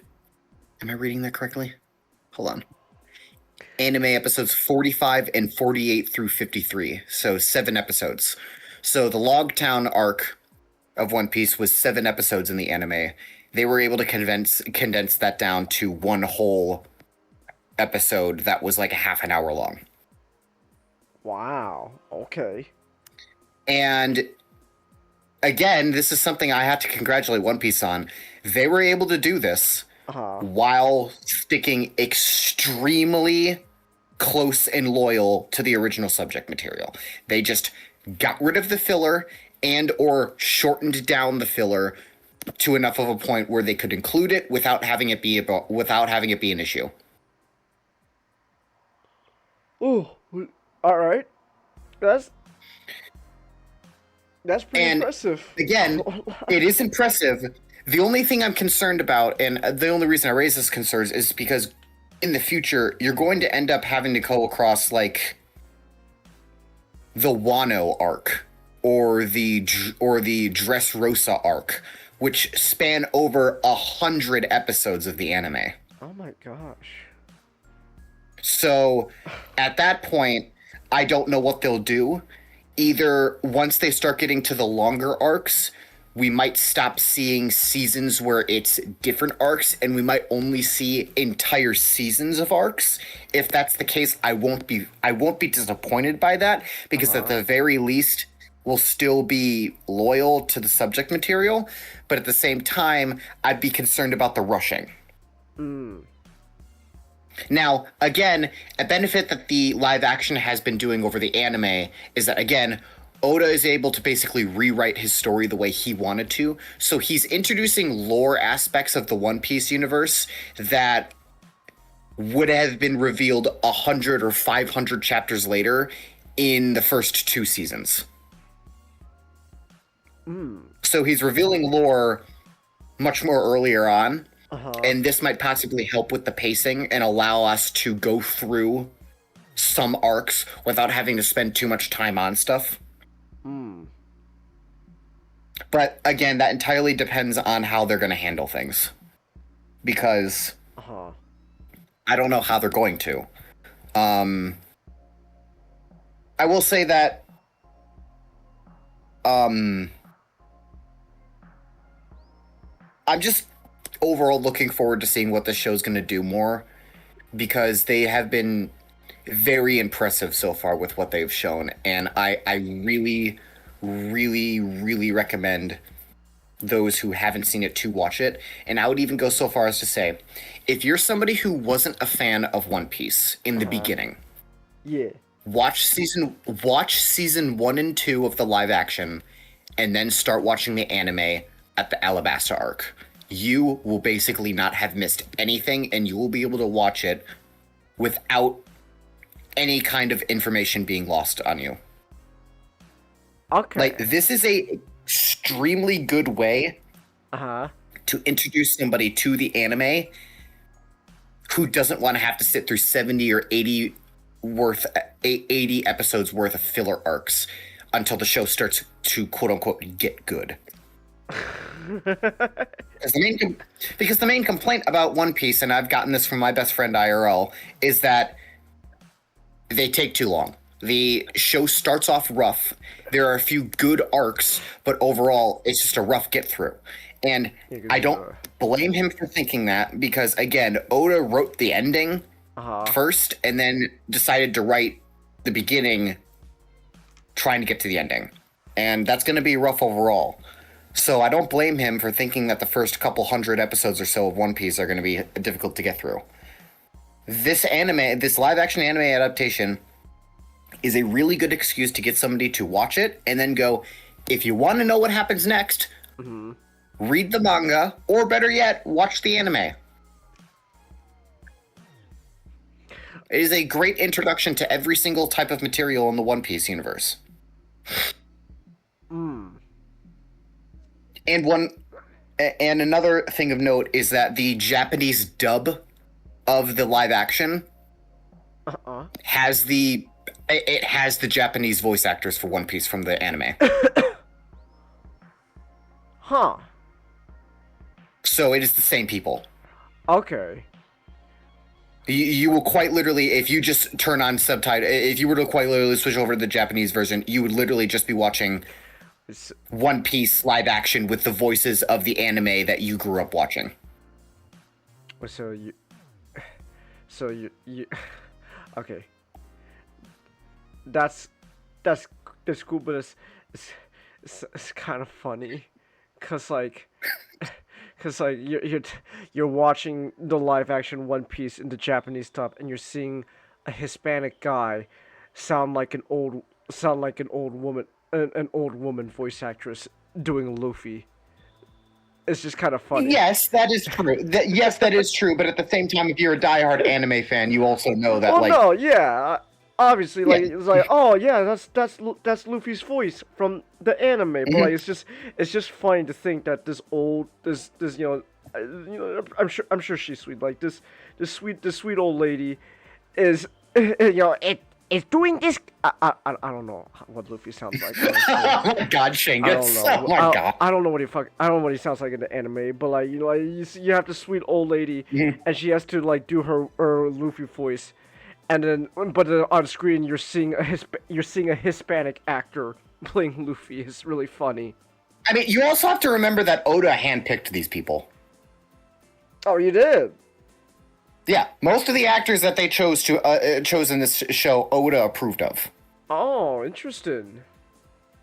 Okay. And that is something interesting to get into because, again, this is like the one show where I can talk about spoilers because of the fact that it is based off of an anime that already exists, so I'm not necessarily spoiling anything.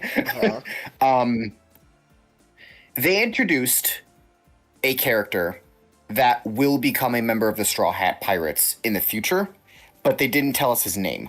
So the only way you would know it's him is if you know who he looks like alone. And so... Is it the skeleton dude? It is the skeleton dude, yes. Okay. But here's the thing. So they showed him, being alive. So before he became a skeleton. And I kid you not, there has been a small controversy happening because of the fact that they casted him as a black man. Okay, now... okay, I guess I have to ask, is this actual... legit controversy, or are these just people, on the internet? It's likely trying to drive up attention. I think it's a combination of both. Probably more so the second one than the first one. Most of the complaints I've seen have either been racist or have just been because they think that they didn't choose a good enough violin player or some shit. Well, no. Yeah, the character's not black, but people think they went with a black guy because they don't know the character's not black. They just saw Afro and thought, hey, Afros are black. Yeah, and I would like to say, actually, as somebody who's watched the anime, I think that them making this character black was actually a really cool choice. Like, I actually really liked it. Well, I guess I would have to say, it's just kind of the fact that there's controversies in my mind is kind of like, because like, Yeah, I get it. well, it's because like, I think it's because people liked the first season so much, and now they're Uh-huh. breaking from the source material. like I'm pretty sure Luffy wasn't a Mexican actor. No. So, but Luffy's played by a Mexican actor. I'm pretty sure Luffy wasn't supposed to be Hispanic. But he's being portrayed by a Mexican actor. So like, I don't know. It's like, I just think the ironic thing. I just think the ironic thing is these people are complaining about it. Yet I don't think they could have chosen a better person, because not only does he nail the character's mannerisms, but he nails his iconic laugh and nails his singing voice as well.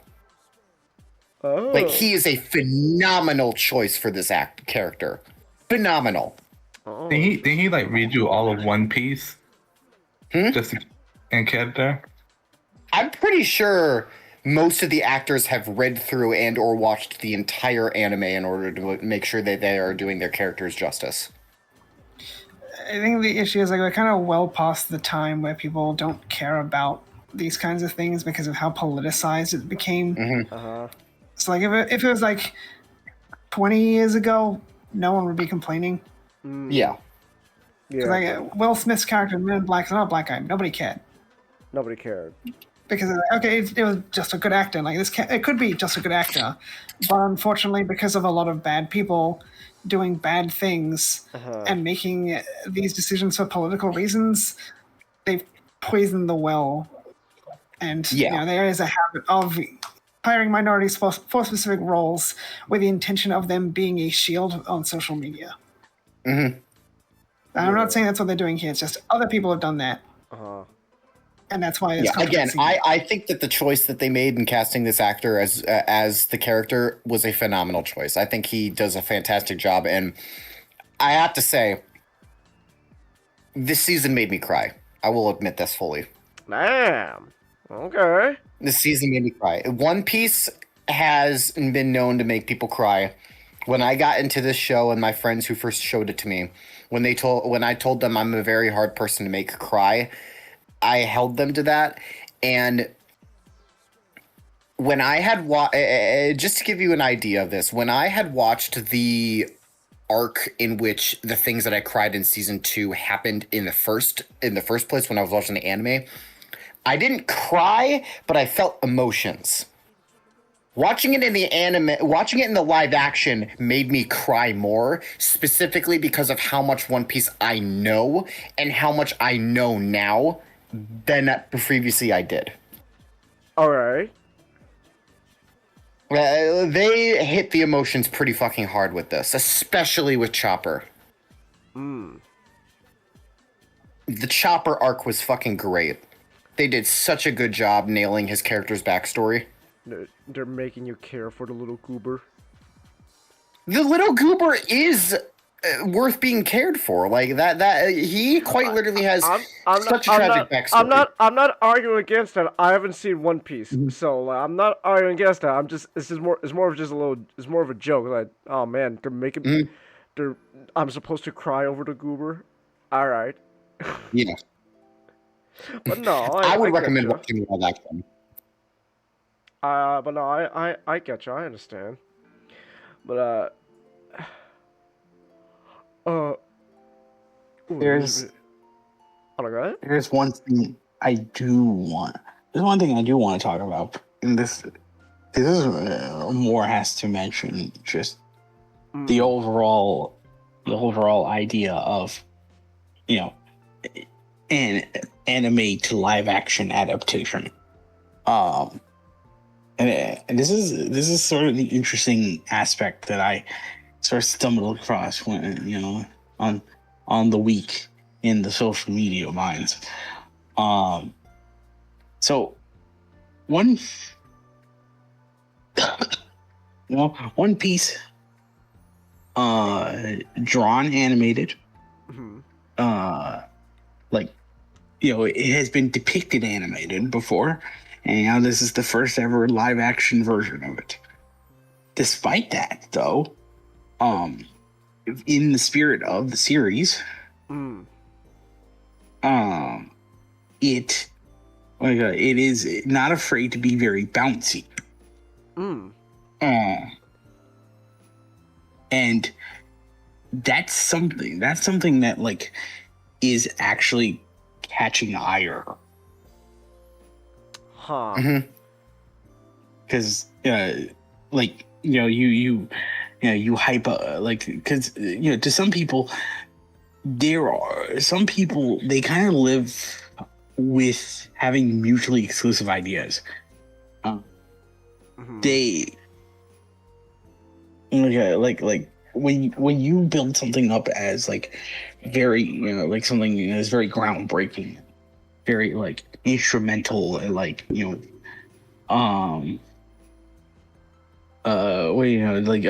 any other praise, they put it into this very like this as serious as dirt like place in their mind.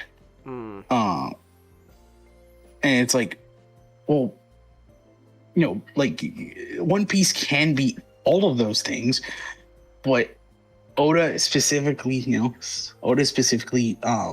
created One Piece to be an homage to Rubber Hose cartoons. That's why a lot of his characters look certain ways, because they are supposed to invoke the animation stylings of classic Warner Brothers and Disney.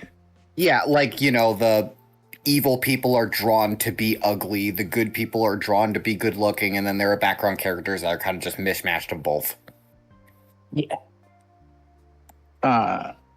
And like a lot of the comedy antics in One Piece are also inspired by a lot of like that old school way of comedy. There's slapstick,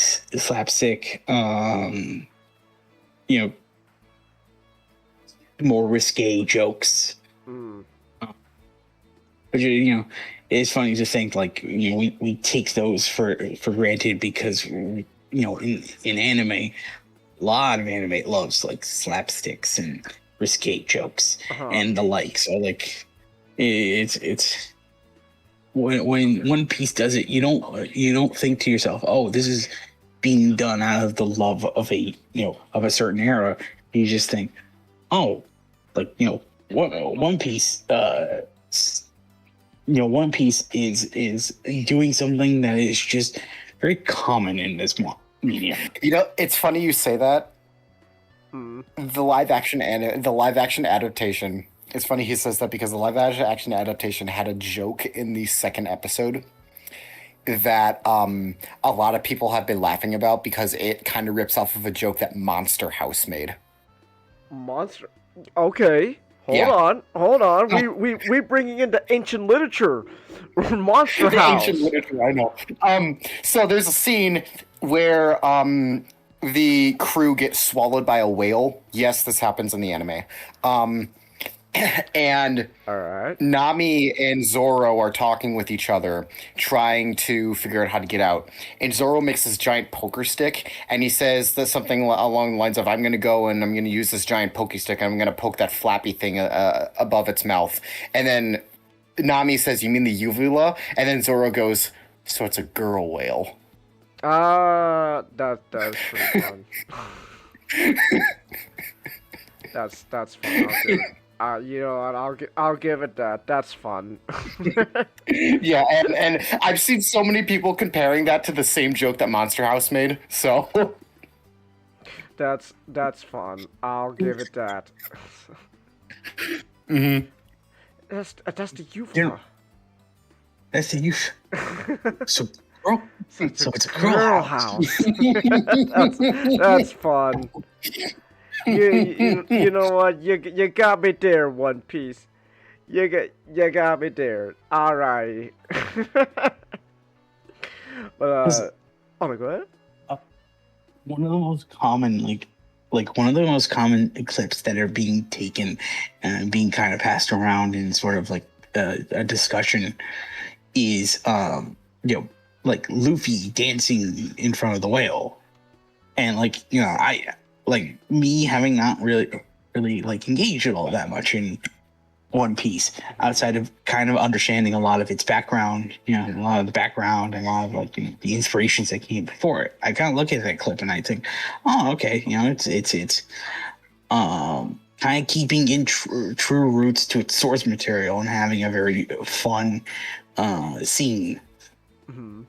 You know, where Luffy is, you know, acting in a very vaudeville styling. A lot of normies have kind of been using that scene to kind of point to it and being like, oh, this is worse as, you know, Dragon Ball Evolution. Oh, okay. All right then. And you know, even the funnier thing is, and I'm not going to say this because this is actually recent spoilers for the manga, but even Luffy's dance that he mentioned has lore significance. Okay, I am not even joking about that. It has such huge lore significance. It's not even funny. It's a little funny. You gotta admit, it's a tiny bit funny. Oh no! I mean, I'm saying it. You know what I mean. Point being, everything that One Piece live action does, even the smallest things, are references to things that will happen several hundred fucking chapters later. I see. That random insignificant background character that Nami interacted with in this one specific scene, yeah, he's gonna be a fucking main character in chapter 967. And probably just has a cork board of like, I'm just gonna do this thing and just leave that there until I decide to actually do something with it. That's essentially what Oda did. Like that's essentially what Oda did, and again, that's just the beauty of this show. They're taking characters that are not going to be introduced several hundred chapters later, and they're just bringing them and putting them in these these previous chapters, and it's just brilliant because we're seeing them and we're understanding their characters even more than we previously understood them, and that's what I love about it. They're opening up and making the lore of One Piece so much better. You know, Chengis, this is how you're supposed to pocket references. but like, I would go so far. I would go so far as to say, and I truly do mean this. I incredibly much prefer how the live action is handling the older episodes than the anime. Daring today, aren't we? All right. I'm not the only one. I am not the only one. I have watched several reactions to the live action season 1 and season 2, and I've heard diehard One Piece fans say, I prefer how they're doing things in the live action than to the anime. Wow. I think because the manga's had time to go on and the storytelling to improve, they can retroactively apply that storytelling to the live action. Right, yes, exactly. I mean, this is how an anime adaptation should be done. And I am so happy that we're getting something like this. This is such a good anime adaptation, and I'm so much looking forward to it more. And I might be going insane when I say this, so don't take my word for it. This doesn't even involve One Piece. Seeing this gives me hope for Avatar Season 2. All right. Interesting. If One Piece, if the live action One Piece adaptation is anything to go by to show that Netflix is finally fucking doing something when it comes to adaptations, it gives me hope for the anime adaptation of season 2 for Avatar. But you also said that. Oh my gosh, my mic was muted. Avatar has different showrunners. Don't have hope. Hold on. You said Oda. You said oh my gosh, I'm messing up. One Piece is the way this show's way is because Oda himself, the original creator, is pretty hands-on. Yes, Oda himself is heavily involved. Okay, so the One Piece has the benefit of that. I don't know about Avatar because even when Avatar has the original creators involved, it's not. Avatar really is that one thing where it's like Man. It just might be me. I just might be me because I like to look for the best in things. I get that. I just think that we're getting good. I mean, with Fallout that happened recently, with One Piece, I'm just saying, I think a lot of adaptations are. I think that we're getting a lot of good adaptations recently. I still need to finish. Doesn't mean that Avatar is going to be good. Yeah, the original creator, like, they've done bad things with Avatar, but they walked down on the project, and the showrunner that replaced them kind of explains why things didn't turn out so well. You know what, Butter? I'm glad you have that optimism in you. I'm glad that you're optimistic. See, I myself was pretty optimistic too as well.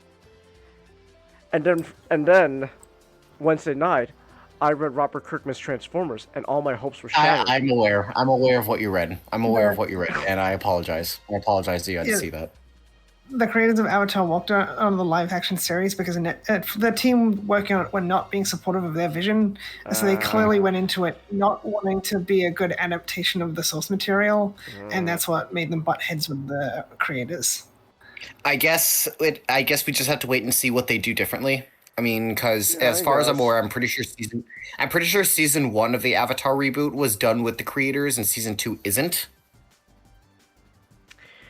So I guess we're just gonna have to wait and see. Yeah, we'll have to wait and see. I'm just glad.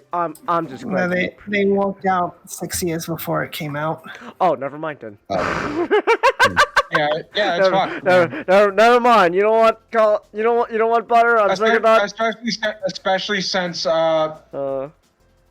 Toph's actress said she was gonna do was essentially not gonna be Toph. 4 years before they walked out. 4 years before it came out. So they departed in 2020 due to creative differences, and then it didn't come out until 2024. Well, I don't know. Like I said, I just like to be optimistic. Good, and you know what? Good for you, Butter. I'm glad you have optimism. Robert Kirkman shattered my hopes and dreams. That bastard. I'm aware. Yeah, we have optimism here in the basement. We're just not very kind to, like, you know. I could tell. I was optimistic for a couple of things, and then went bad. And the Code Vein 2 came out. So when are we gonna see Robert Kirkman make the eventual Invincible crossover with Transformers? I don't think Hasbro's letting that happen anytime soon. What, you don't want to you don't want to see some, actually never mind, with what Megatron did to Tailbreaker. Tailbreaker? Yes, my favorite Autobot, Tailbreaker, and of course my second favorite Autobot, Trailgate. I meant Trailbreaker. Sorry. Tailbreaker seems more like someone who would be on the Decepticons. I meant. Sorry, I mispronounced. You know what I meant. Man, it's a shit. I am proud of what I said. I know. I know you. I was thinking there'd be a Decepticon over an Autobot. My man. I think they would get copyright issues with the Tailbreaker. Whoever produces Tailbreakers. Yeah.